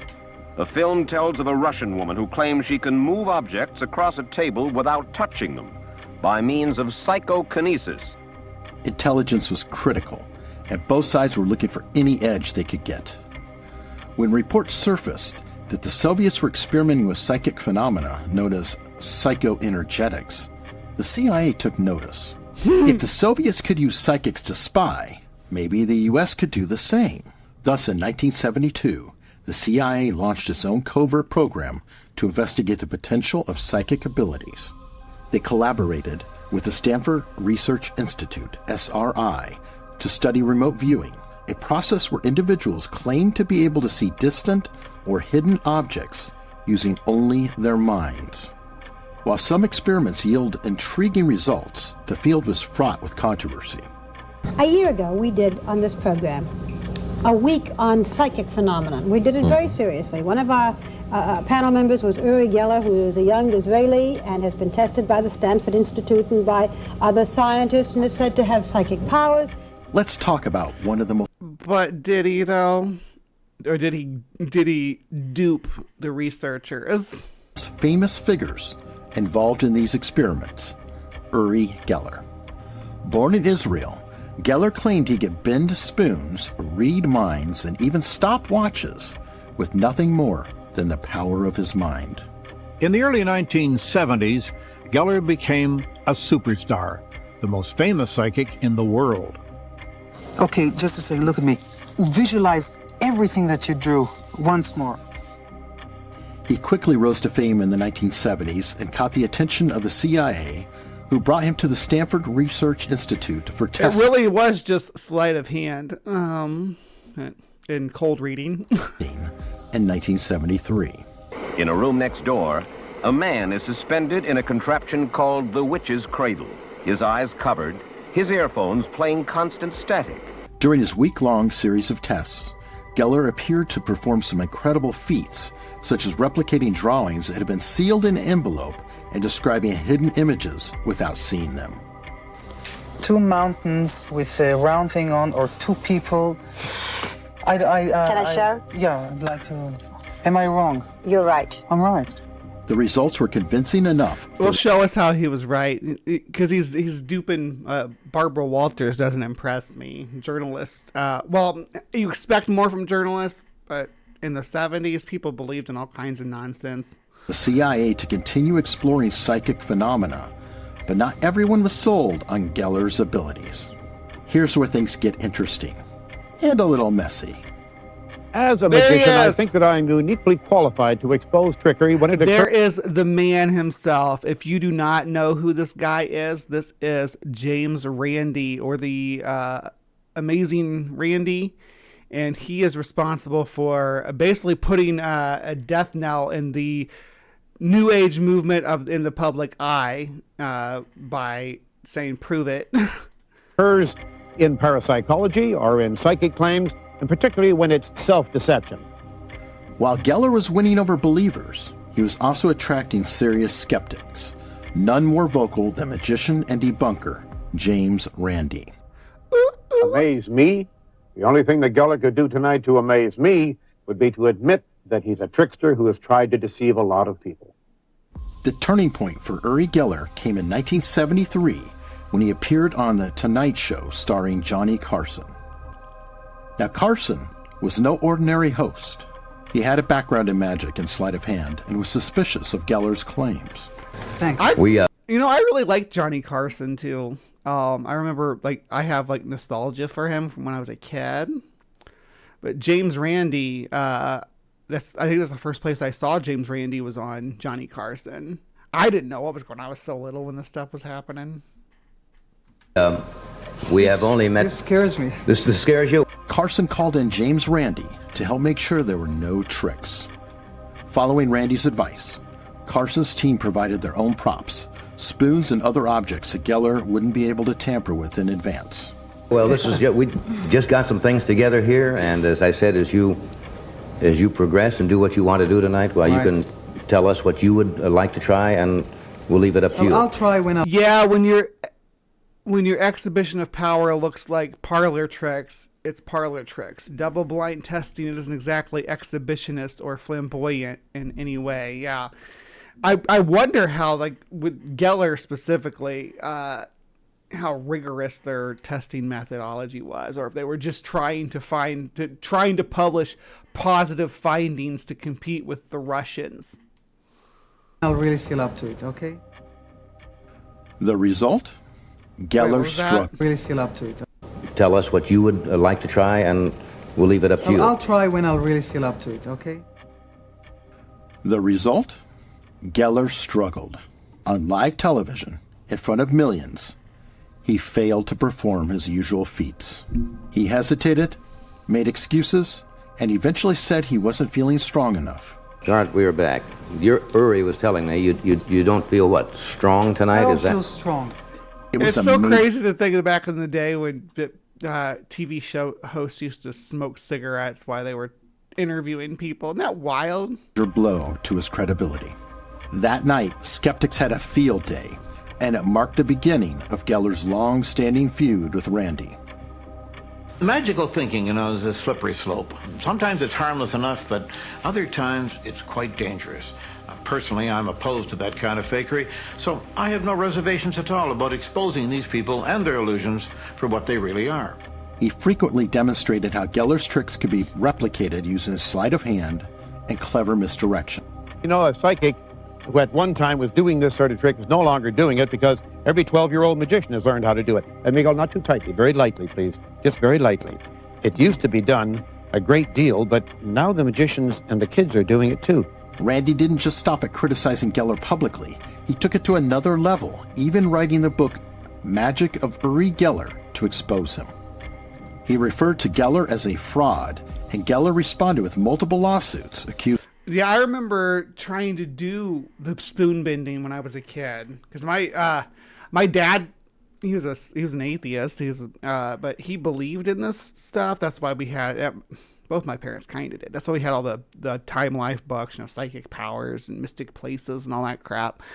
That's why I grew up with those books and what led me down this path. But my dad actually had a family member. His name was Ciros. He did psychic photography. And my dad really believed in that, and he really believed in this spoon bending nonsense too. So I remember being a kid, sitting up at night in our living room, watching The Tonight Show, Johnny Carson, and me and my brother both holding spoons in our hands, trying to imitate Uri Geller. Accusing Randy of defamation. One of the most famous lawsuits occurred in the 1990s when Geller sued Randy for calling him a fraud in public. The case dragged on for years, but in 1995, Geller lost. The court ruled in favor of Randy, not only dismissing Geller's claims, but also ordering Geller to pay Randy's legal fees. This legal defeat... That was the thing, too. I didn't know that there was no spoon. That would have helped James Nordoff. That would have helped a lot. It was a major victory for skeptics and reinforced the growing belief that Geller's powers were little more than stage magic. You see, it's becoming very soft. Se está suavizando. And this is not an illusion. Esto no es ninguna ilusión. It's becoming like plastic. Now let's shift away from the Geller controversy and get back to the real question. Did remote viewing actually work? You spent a lot of time on Geller here for CIA psychic spy research. Well, the results were mixed, but some cases were undeniably impressive. Take, for example, the case of the Chinese nuclear test site at Lop Nur in the late 1970s. Remote viewers, including some trained by the CIA, accurately described a nuclear device being tested at the site. One viewer, Mel Riley, described an unusual hourglass-shaped device, which turned out to be a crucial element of the Chinese bomb design. This information was later confirmed by conventional intelligence. There's also the story of a CIA remote viewer who pinpointed the location of a Soviet Typhoon-class submarine, a massive high-tech military asset before it was even launched. These successes sparked real interest in continuing the program, despite skepticism from the scientific community. And these things, it's like, okay, we covered Baba Yaga a couple weeks ago, right? Baba Yaga was a prophet, or she would make predictions about the future. The important thing about that is to be vague. Saying things like, an hourglass-shaped component, you look over the whole thing and you can be like, okay, here's an hourglass-shaped component. This person must be psychic. When it's during the Cold War, making predictions about top secret military operations and things is not going to impress me. It's like biblical prophecies, like there'll be wars and rumors of wars, like always, like throughout all of human history, since as long as history's been recorded. No one asked the real question, though. How did Uri Geller bring the steel spoon into prison? Checkmate, atheist. Can't explain that. Sort of like a highly classified black program inside of a black program. Did I say Baba Yaga? I always say that. Baba Vanga. Yeah. It's a couple weeks ago. I did an episode on it, but Baba Yaga is different. That's a creature from mythology that has the big chicken walker house, and she's a witch. Because you don't want the Russians or the Chinese to know what we're doing. And two, because a lot of scientists didn't want their colleagues to know what they were doing. The idea of psychic soldiers and mind... Swami, Godless Granny doing her Swami Mommy bit by predicting that tomorrow there's actually going to be air. We'll see if it comes true. Indian experiments might... Weather, she's doubling down on her predictions here. There's going to be air and weather tomorrow. Sound like the stuff of conspiracy theories or science fiction, but it didn't stay buried in classified documents. Sounds incredible, but it's true. Relying on now declassified documents, National Security reporter Annie Jacobson has written about the U.S. government's decades-long attempts to use Uri Geller and others like him for psychic espionage. In fact, it made its way into popular culture, thanks in large part to John Ronson and his book, The Men Who Stare at Goats. The goats had been secretly flown in from Central America to avoid customs. Special forces weren't worried about regular soldiers hearing the goats because they'd been depleted. Published in 2004, Ronson's book Depleted? Unless they couldn't bleat? That's sad. Don't do that to goats. That's like people who have their dog's vocal cords removed. What the hell's wrong with you? People have their cats declawed. They're removing the whole fucking knuckle. Against the U.S. military's bizarre and often unsettling experiments with psychic warfare, remote viewing, and mind control. Title refers to one of the strangest claims in the book, that soldiers are being trained to kill goats by staring at them. Kill the goats with the mind bullets. It's telekinesis, Kyle. How about the power to move you? Yes, you heard that right. Staring at goats with the intent to stop their hearts with pure mental focus. Goat Lab actually used to be called Dog Lab, but it turned out most soldiers didn't feel good shooting dogs in the leg. The Army, though, had long felt fine about doing stuff to goats, even testing atomic weapons on them. While this may sound absurd, Ronson uncovered a wealth of strange practices and individuals within the military who were convinced they were onto something. Ronson's book doesn't just cover the remote viewing experience. Confirmation bias, is that what you're on to? We've discussed, but expands into the larger landscape of psychic research and fringe programs conducted by the U.S. military. His investigation paints a picture of the military that in the Cold War era was willing to explore even the most outlandish ideas to gain a strategic advantage. This is Larry's spirit guide, Maud. I'm looking into the cupboard now, and I see a tin mug. This investigation was so captivating that it was adopted. That's such a funny movie. George Clooney's good in that movie. Yeah, Christy Nome would probably use mind bullets on dogs to save ammo. If you could do mind bullets, though, why would we?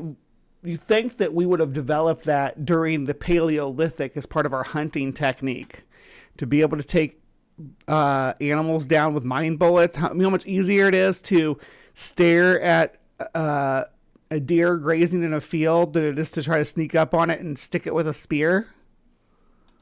Adapted into a film in 2009 starring George Clooney and Ewan McGregor. The movie plays up the absurdity of the real-life events, blending comedy with unsettling truths about how far the military is willing to go to develop psychic warriors. Oh my gosh, we watched Drunk History the other night, and we were watching the episode about the dolphins. Oh, they gave them LSD. They gave them LSD, and they this woman was providing sexual gratification for one of the male dolphins. It was wild. But there's this scene where Carl Sagan, played by Chris Parnell, comes in and does this amazing, freaking hilarious speech.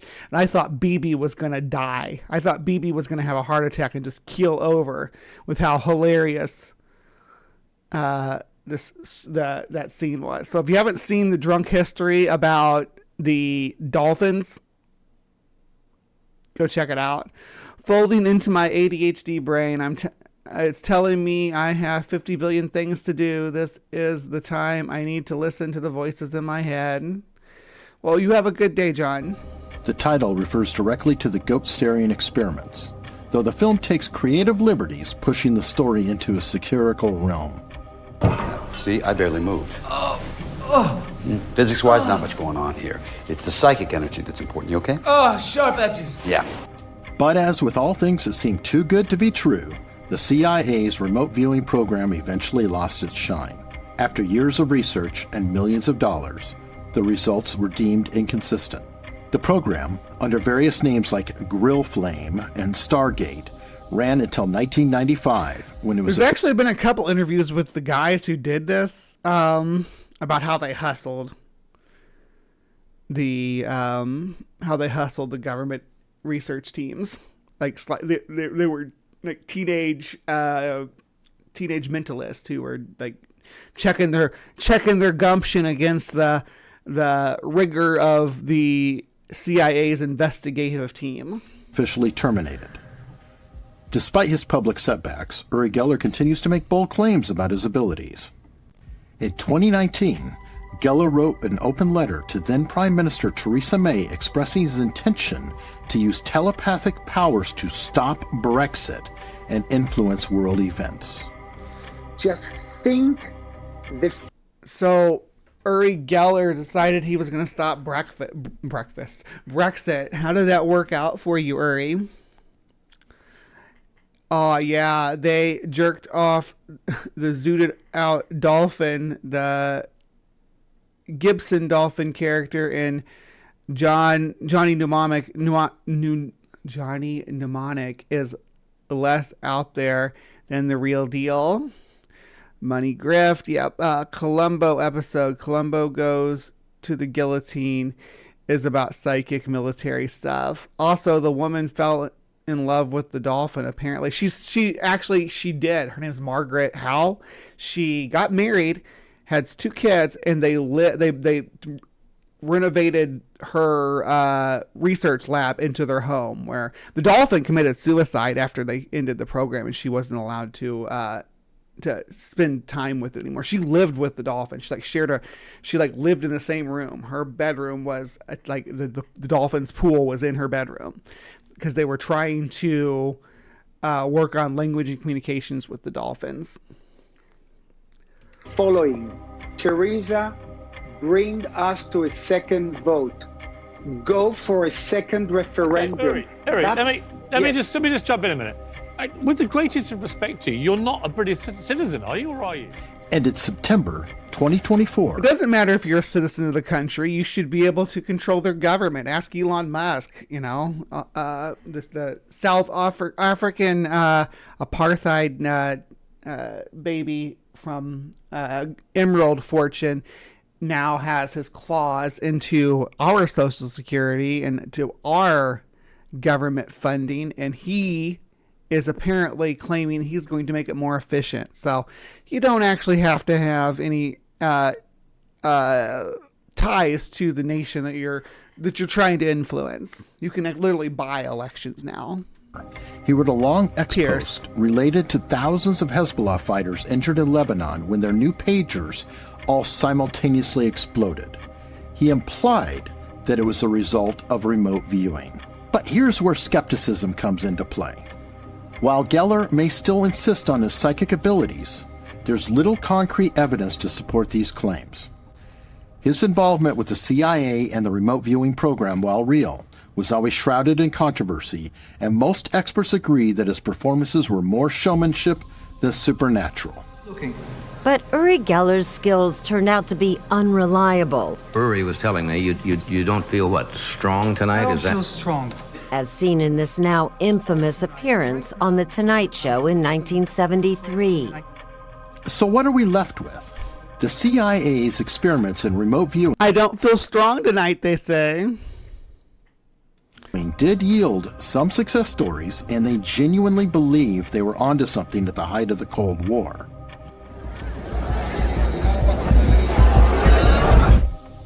But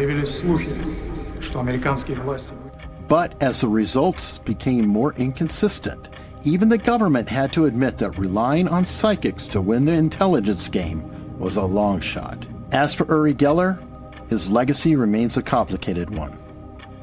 He was a major part of the remote viewing movement, but his public failures and battles with skeptics like James Randi have left... He did the magic 8 ball, Jason, exactly. He shook the 8 ball and said, you know what? The results are not clear. Try again later, or whatever they say. Many doubting the authenticity of his abilities. Was he a true psychic or simply a master illusionist? The important agencies here are the national governments, other organizations, universities, research agencies that spent millions of dollars to investigate what was known as the Geller effect. So what do you think?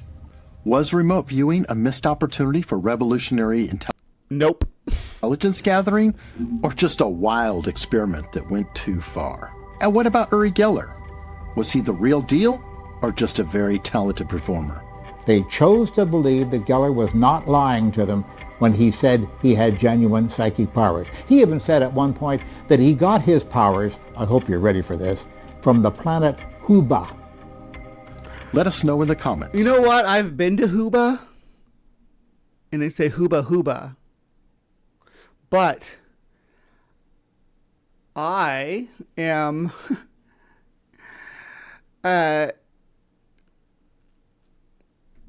not surprised that he's saying there's some extraterrestrial source for his abilities. A lot of these people will say there's extraterrestrial, supernatural. They have spirit guides from beyond the veil, etc. James Randi got all kinds of excuses, like the type of lighting in the studio, etc., as the why he couldn't do the tricks under control. So many different people who have tried to step up to that challenge said that. I heard Huba Stank. I like Huba Stank. Didn't David Blaine show how Geller does his remote viewing, or was that someone else? A lot of people have trounced Geller's claims. All right. Where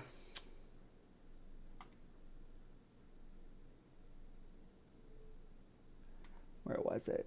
I had another one. I thought this one was going to last longer, so I'm going to... We got 2 of them, which is good.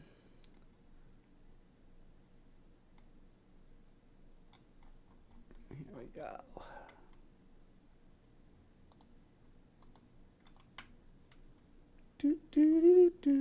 All right, here we are. Here, let me pull it on over, because this one, yeah. Here we go. In 2016, a grainy video surfaced online, a haunting glimpse into an experiment from half a century ago. In it, A man in a white coat places a cat inside a transparent container with 2 mice. The scene begins as nature intended. The cat stalks its prey and strikes with precision. But then something inexplicable occurs. The cat's primal instincts seem to reverse entirely. It leaps wildly, retreating from the mice as though terrified of them. This strange footage barely scratches the surface of a much darker legacy. Decades before this video surfaced, dozens of unsuspecting civilians endured far more invasive experiments under MKUltra, the CIA's secretive mind control program. A mission MKUltra. so unethical, most records of its existence were destroyed. Still, through the few documents that remain, we can glean some of its horrors. Exposed. On December 22nd, 1974, a disturbing headline dominated the front page of the New York Times. And the reason I wanted to cover this too is because there were like experiments and not just with ESP and stuff, but just with like controlling people's minds and behavioral control and stuff like that. We gave a cat pure LSD and it started freaking out for some reason, right? That's what it comes down to. Stating, quote, huge CIA operation reported in U.S. against anti-war forces, other dissidents in Nixon years. The nation, already shaken by the unraveling Watergate scandal, was rocked further by investigative journalist Seymour Hersh's explosive revelations. Hersh, one of the era's most prominent reporters, exposed the CIA's violations, detailing illegal activities that included wiretapping private citizens, intercepting mail, and embedding agents to infiltrate anti-war movements. Americans were horrified to learn their own intelligence agency had begun treating its citizens like enemy combatants. Congressional inquiries followed, uncovering layers of government overreach. Yet, as shocking as Hersh's expose was, it barely scratched the surface. Behind the scenes, panic consumed the CIA. Fearing exposure of their darkest secrets, Director Richard Helms ordered the destruction of classified records. Files were destroyed, evidence of countless covert operations erased forever. But a single misfiled batch of documents survived the purge, leaving a trail that would unravel one of the most sinister chapters in U.S. intelligence history. What emerged from these surviving Also not to be confused with the gum Hubba Bubba, which is bubble gum. Documents was far more insidious than domestic surveillance. Hidden in the shadows was a program of unimaginable cruelty, MKUltra. This clandestine project, spanning decades, sought to achieve mastery over the human mind. The surviving files revealed an intricate web of experimentation involving powerful hallucinogens, sensory deprivation, and psychological manipulation. Prisoners, psychiatric patients, and everyday citizens served as the test subjects, none agreeing or even knowing what the government was doing to them. Yikes on bikes, right? I mean, that's scary stuff. The battle for the mind.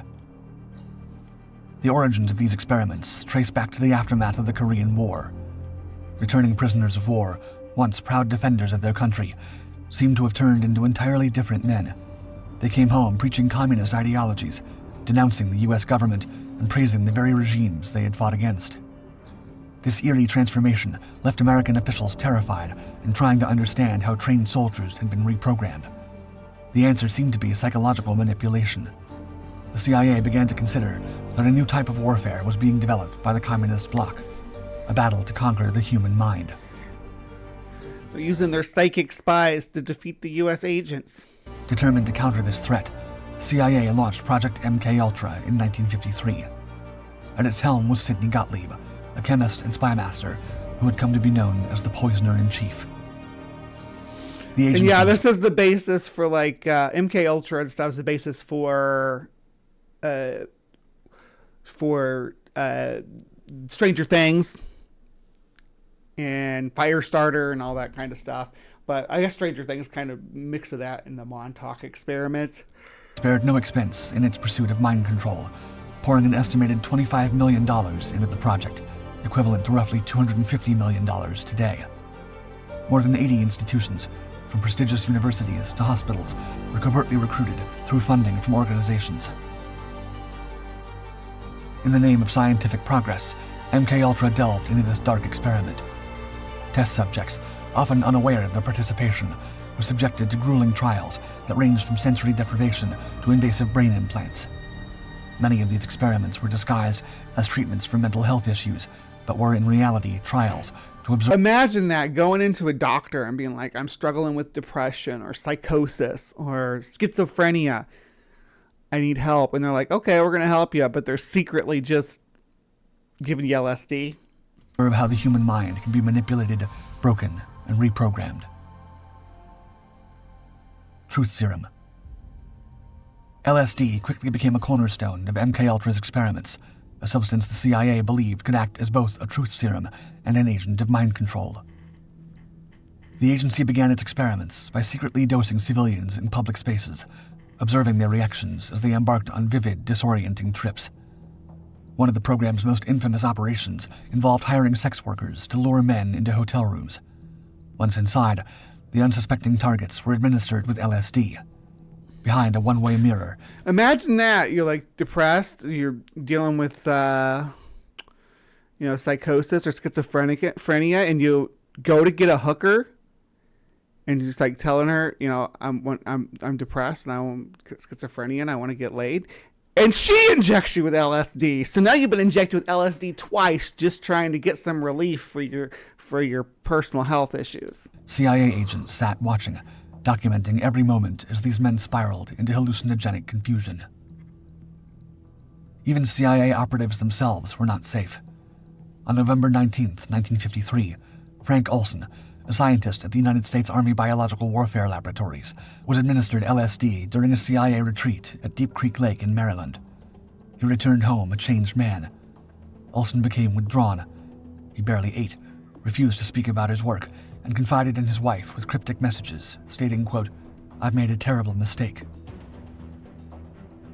The disorientation... You reap what you sow, though, motherfucker. You've been doing that to other people. Like, at least you kind of, as someone who was familiar with it, at least, like, when you start to have symptoms, you'd be like, hey, wait, does somebody give me LSD? The motherfuckers in the hotel rooms with the hookers didn't have that. They thought they were losing their damn minds. We go to a sex worker for health care. Depends on what kind of care you need. Followed Olson back to work, where his colleagues noted his erratic behavior. Concerned, the CIA arranged for him to return home under the supervision of a co-worker. When Olson arrived home, he justified the situation to his wife, saying, quote, "They're afraid I might hurt you." Plans were made to send Olson to New York for psychiatric treatment with Dr. Harold Abramson, a CIA-connected physician. Yet this attempt to help Olson would go nowhere. In the early hours of November 28th, Olson plunged from the 13th floor of his hotel room window. Whether he fell or was pushed remains an unresolved mystery. Years later, the hotel manager reflected on the strange incident, stating, quote, "In all my years in the hotel business, I never encountered a case where someone got up in the middle of the night, ran across a dark room in his underwear, avoiding two beds, and dove through a closed window with the shade and curtains drawn." So they're giving him more, were they dosing him some more? And I was just joking about going to a sex worker for sexual healing, but, I'm not going to pass judgment on anybody for their vices because I have plenty of my own. Captive Desk, are you familiar with Walter Ramin? He's a creationist with a background in magic. He claims that knowledge of magic allowed him to see through the illusion of evolution. Oh, I gotta look into that guy. Seems like a bad idea to put him up so high. Yeah. And he left through the thing that about leaping through a closed window with closed blinds and everything. It's almost like he didn't know that there was a fall behind that. Mind erasure. As horrifying as the LSD experiments were, these were but a fraction of the sort of obscure operations the CIA set in motion as part of MKUltra. At the Allen Memorial Institute in Montreal, renowned psychiatrist Donald Ewan Cameron conducted some of the program's most terrifying experiments, pioneering a technique he labeled as psychic driving. Cameron's mission was to erase the essence of a person's identity, reducing them to a blank slate, ready for reprogramming. Winter Soldier. This is the Winter Soldier right here. The process began with drug-induced sleep, pushing patients into unconsciousness for days or even weeks. During this chemically enforced coma, Cameron subjected his victims to ruthless electroshock therapy, administering currents far beyond medical norms. But the true nightmare of psychic driving lay in its psychological torture. This is what our government did to us in the 70s. In order to experiment with psychic fucking powers. Holy shit. Cameron devised loop recordings, monotonous, inescapable phrases designed to shatter the mind. Messages like, "My mother hates me," or "I am worthless," were played for up to 20 hours a day, endlessly drilling into the subconscious. To ensure there was no escape, speakers were embedded under pillows or strapped into helmets, forcing patients to endure the cruel messages non-stop. In addition to psychic driving, MKUltra also explored the depths of sensory deprivation, a method aimed at breaking subjects' personalities and inducing complete suggestibility. People were entombed in sealed, dark environments. Their hands were tied, and white noise was played in a loop to ensure the total removal of sensory input for months on end.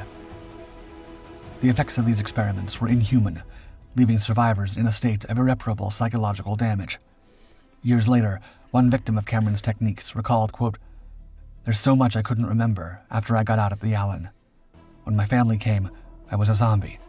I didn't even know who they were." No one is... It's just so fucking cruel. Like, this is not how you do science. safe. MKUltra carried on for decades until the program was abruptly terminated in the early 1970s amidst the fallout of the Watergate scandal.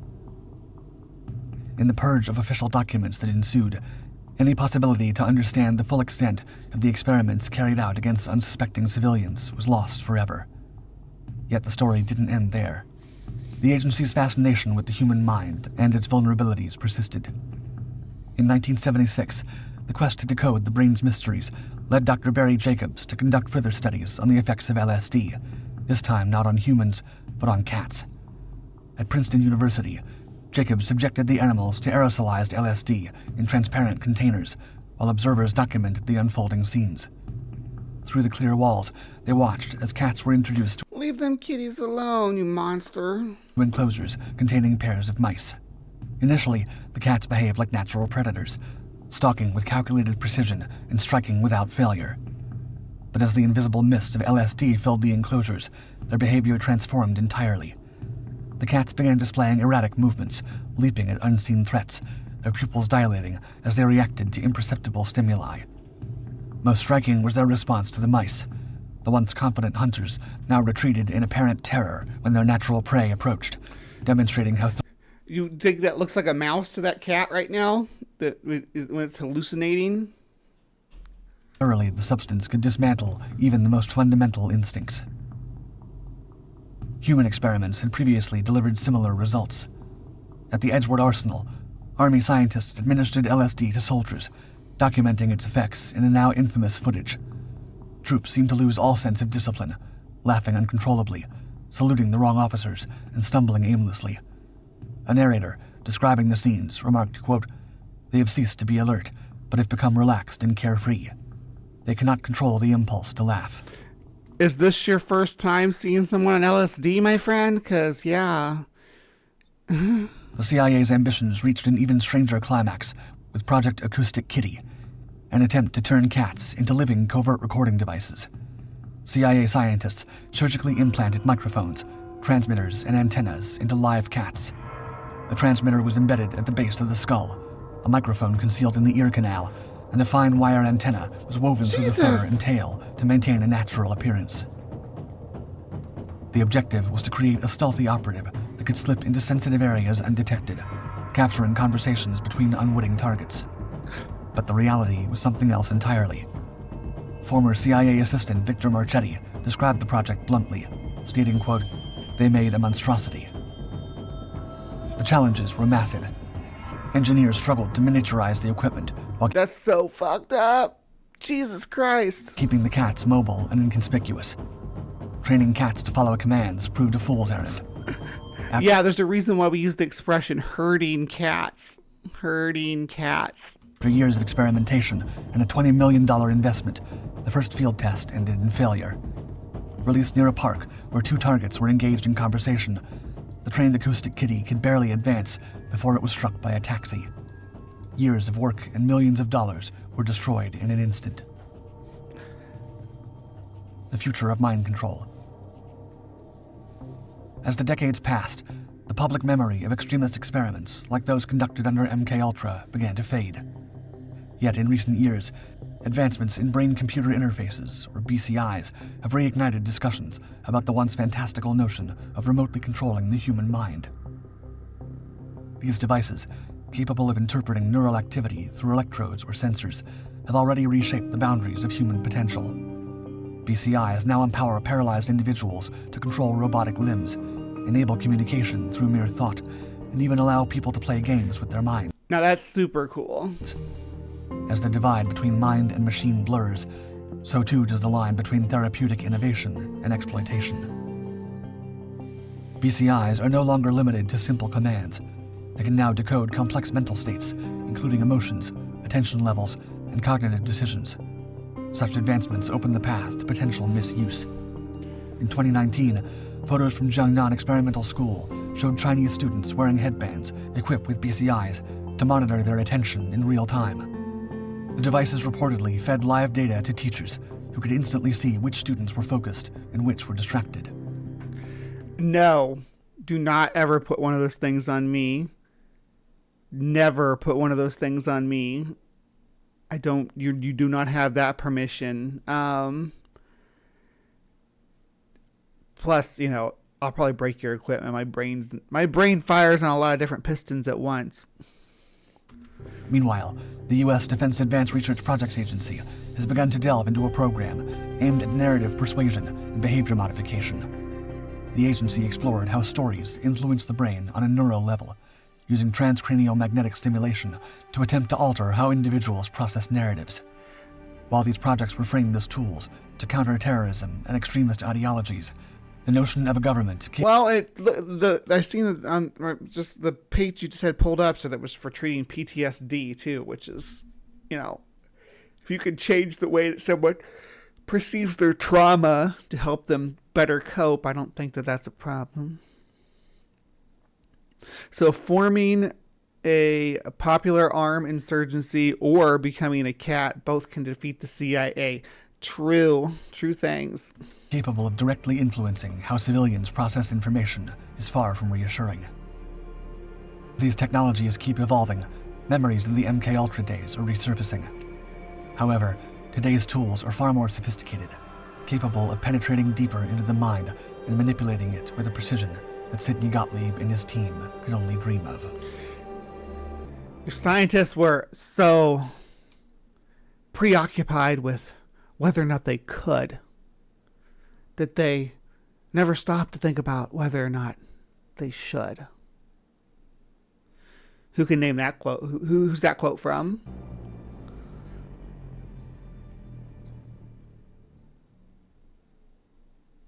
Yeah. So, the CIA, psychic research, Soviet psychic research, all comes up goose egg. It's a lot of sleight of hand and drug-induced terror. So let's not oversell it. Yep, that was Ian Malcolm. Y'all nailed it.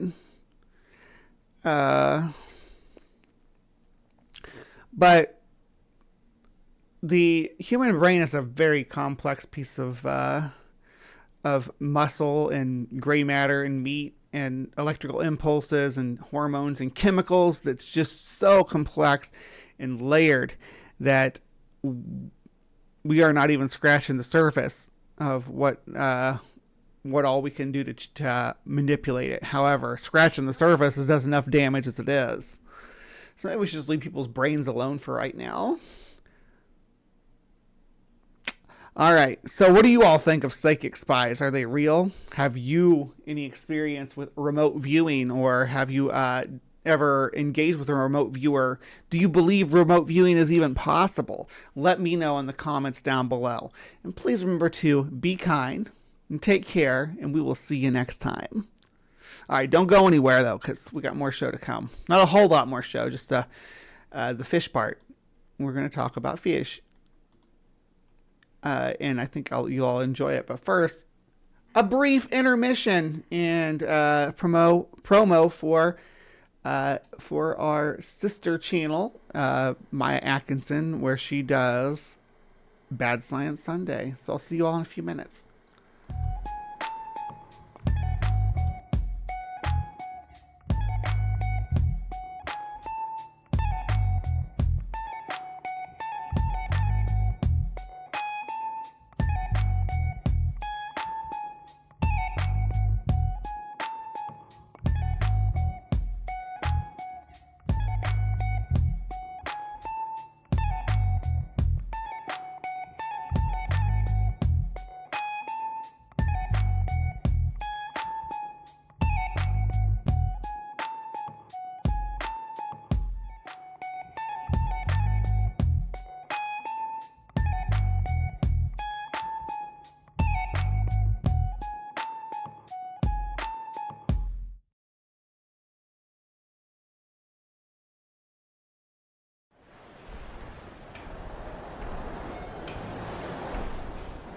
This legend raises a lovely problem.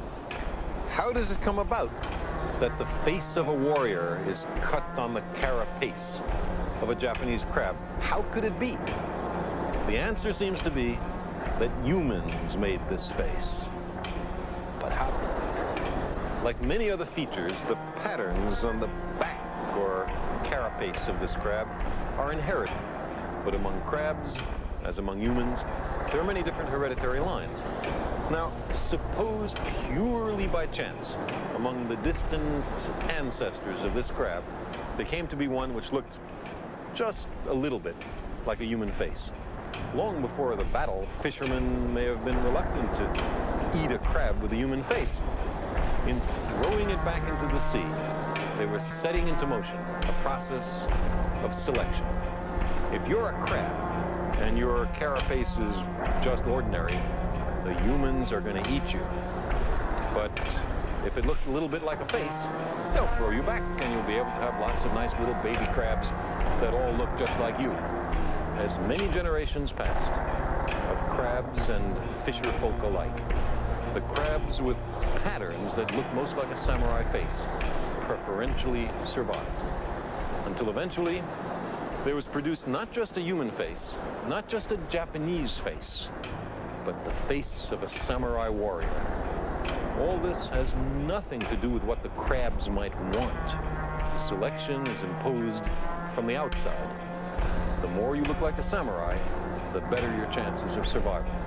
Eventually, there are a lot of crabs that look like samurai warriors.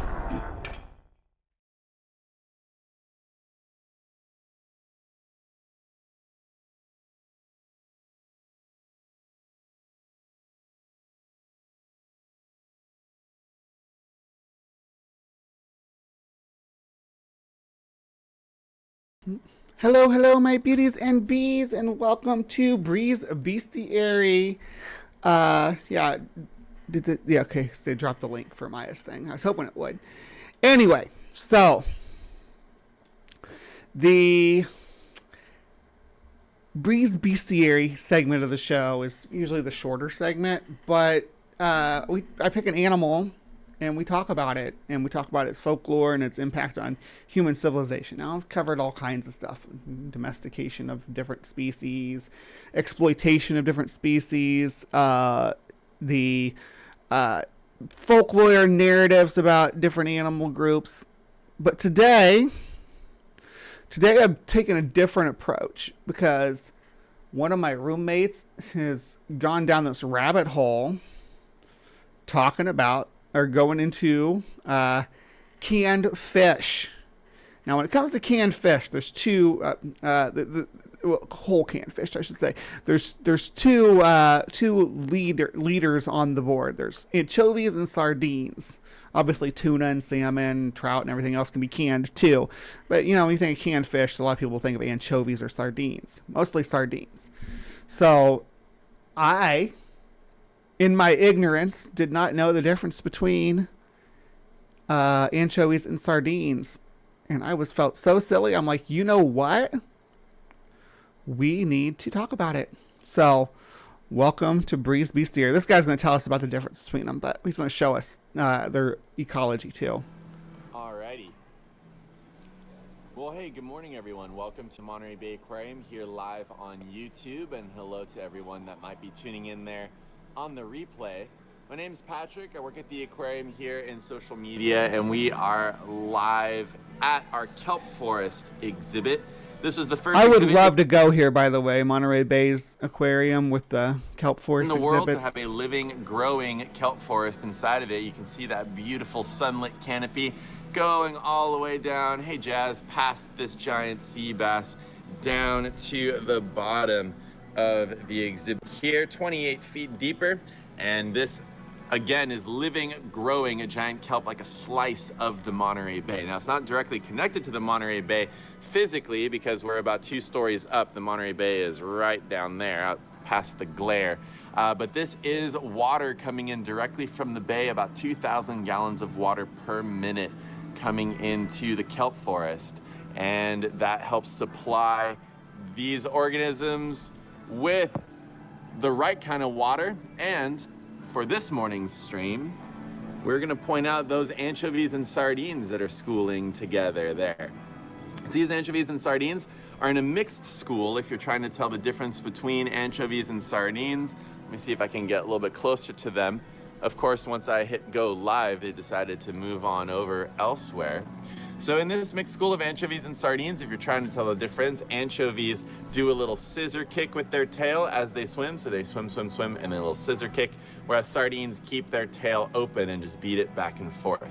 Sardines are also the ones with the black spots along the sides of them. Can't really see them though. So if you see any black spots along the lateral line, or not really the lateral line on a sardine, but along their side there, where normally the lateral line would be, the lateral line of a sardine is actually all concentrated around its head there to help it sense vibrations in the water. That's what lateral lines are. Because they school in that way, that keeps them together. They're basically pressure sensing organs along the edges of fish that allow them to know where vibrations are coming from, so they can either move or avoid predators or move together in that school. Let's see, do we have any anchovies over by the other window? No? Okay, we'll come around here. We'll see if we can see them from this side. There they are. Wonderful. So maybe a good thing I can do is scoot back over here and take a close look at those sardines and anchovies there swimming by. I like when they swim in Those little are the fish rivers. that made Cannery Row into Cannery Row. Sardines were being put into cans and boiled down into fish meal and other nutritional supplements with fish oil back in the 50s here along Cannery Row. So from the early 1900s until the mid 1900s, 1950s and 60s, we had cannery. I know, right? That's huge. That's a huge amount of water, NJ. It's all up and down Cannery Row, but in the 50s, there was a downturn in sardine abundance, and it caused a lot of those canneries to shutter. And now, 60 some years later from that event, we are now the Monterey Bay Aquarium inside the old Hovden Cannery. So difference where is now we are able to sustain that ourselves and then in just this green economy that we are making here in the Monterey Bay, looking at these fish and enjoying their company as opposed to putting them into cans. And so that is what we've been up to here for a long time now at the aquarium, is showing off the beauty of the bay. When I love watching fish go moving like big in a big school, in a big, like the interlacing behavior is just so.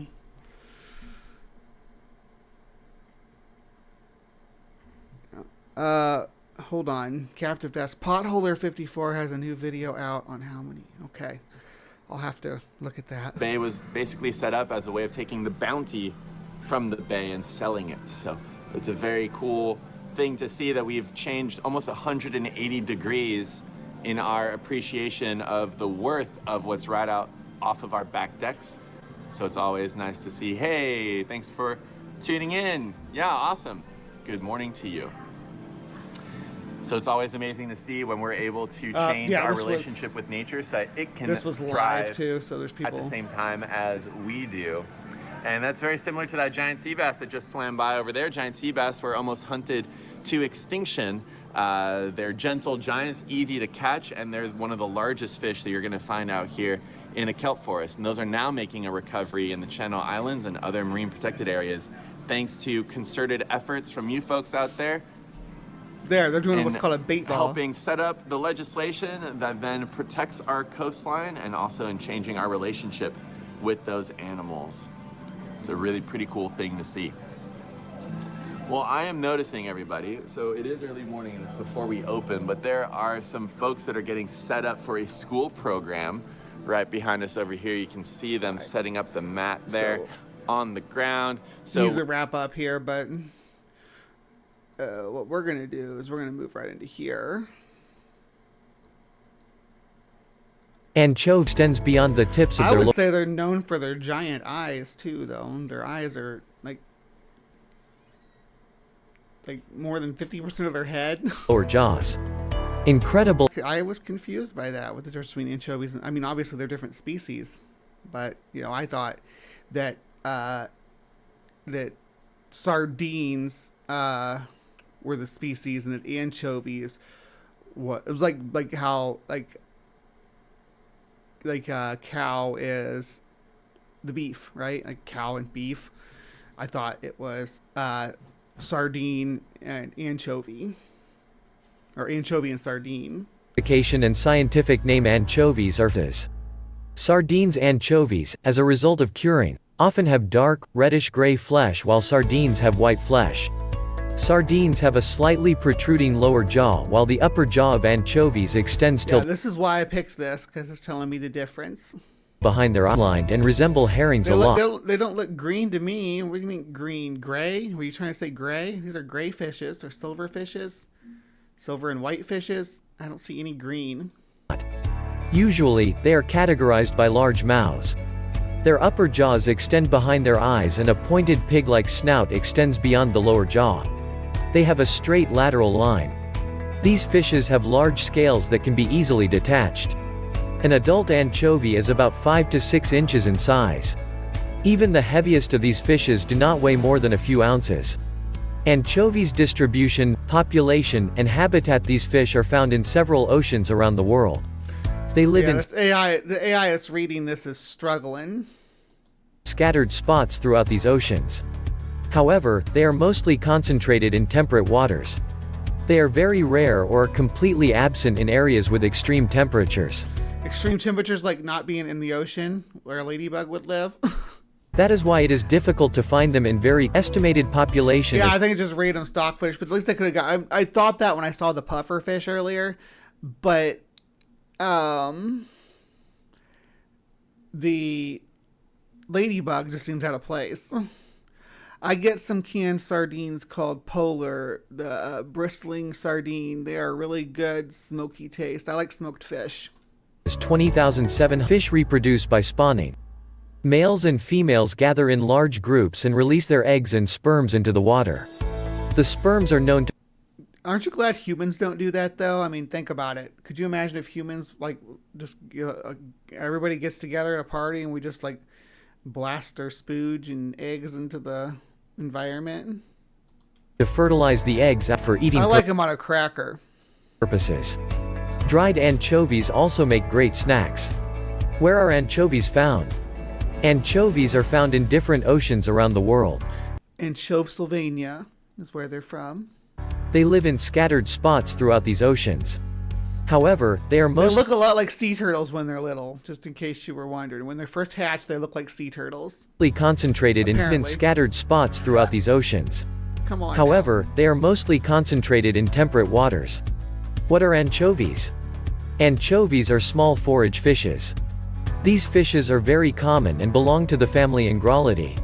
There are 144 different species of anchovies. You already said that too. What's the difference between anchovies and sardines? You already said that Anchovies have dark, reddish-gray flesh while sardines have white flesh.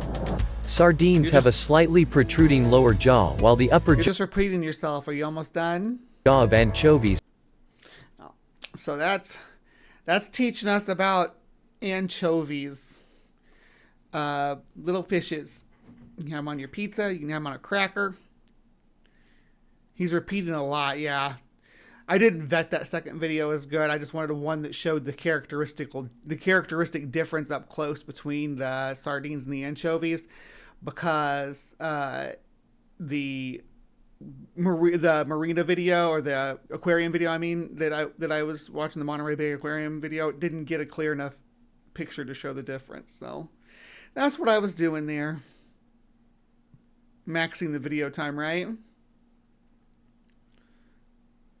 YouTube does AI generated quizzes now. They do weird thumbnails too. You can like type anything you want and make a thumbnail for it. Yeah. Anyway, that's gonna be it for the show today. I know it was it didn't go too much shorter. We usually run about 2.5 hours, between 2.5 hours and 3 hours, which we are just a little short, but not outside of the normal actually, which I was concerned was going to happen. So, hell yeah. Thank you for joining me for Bree's Bestiary. Please remember to be kind, take care, and we will see you next time. I don't know why I continue to do that at the end of Bree's Bestiary when I never cut Bree's Bestiary out and make it its own thing. Bree's Bestiary like stands alone here. It stands alone on Live from the Hive, which is why I've switched over to starting to use whatever I'm doing on Bree's Bestiary as my thumbnail. Yeah, but seriously, y'all, thank you so much for sticking around. We had a good turnout today. Lots of friendly faces popping back in from last week as well. Sorry I wasn't more chipper this morning. I'm sure I'll be better next week. I don't like anchovies, but I love sardines. I'm weird that way. Yeah, I like them both. I'm pretty much a fan of any canned fish, to be frank about it. Yeah. Anyway, love you all. I'll say it again. Please remember to be kind. Take care, and we will see you next time. With all the noise, pseudoscience, and political rhetoric clogging the airwaves about transgender people, it can be difficult to understand what's really happening and what's really true. Good news, everyone! Welcome to The Transpositions, your compass in the rugged landscape of transgender issues. Here, we strive to be the beacon of authenticity, providing a platform that amplifies the voices and experiences of the transgender community. From breaking news to in-depth features to breaking down the real science, we are committed to fostering understanding, empathy, and empowerment for all individuals across the gender spectrum. Join us as we navigate the complexities, celebrate the triumphs, and advocate for the rights of transgender people worldwide. Together, we can redefine boundaries, challenge stereotypes, and champion inclusivity. Subscribe today. The link is in the description.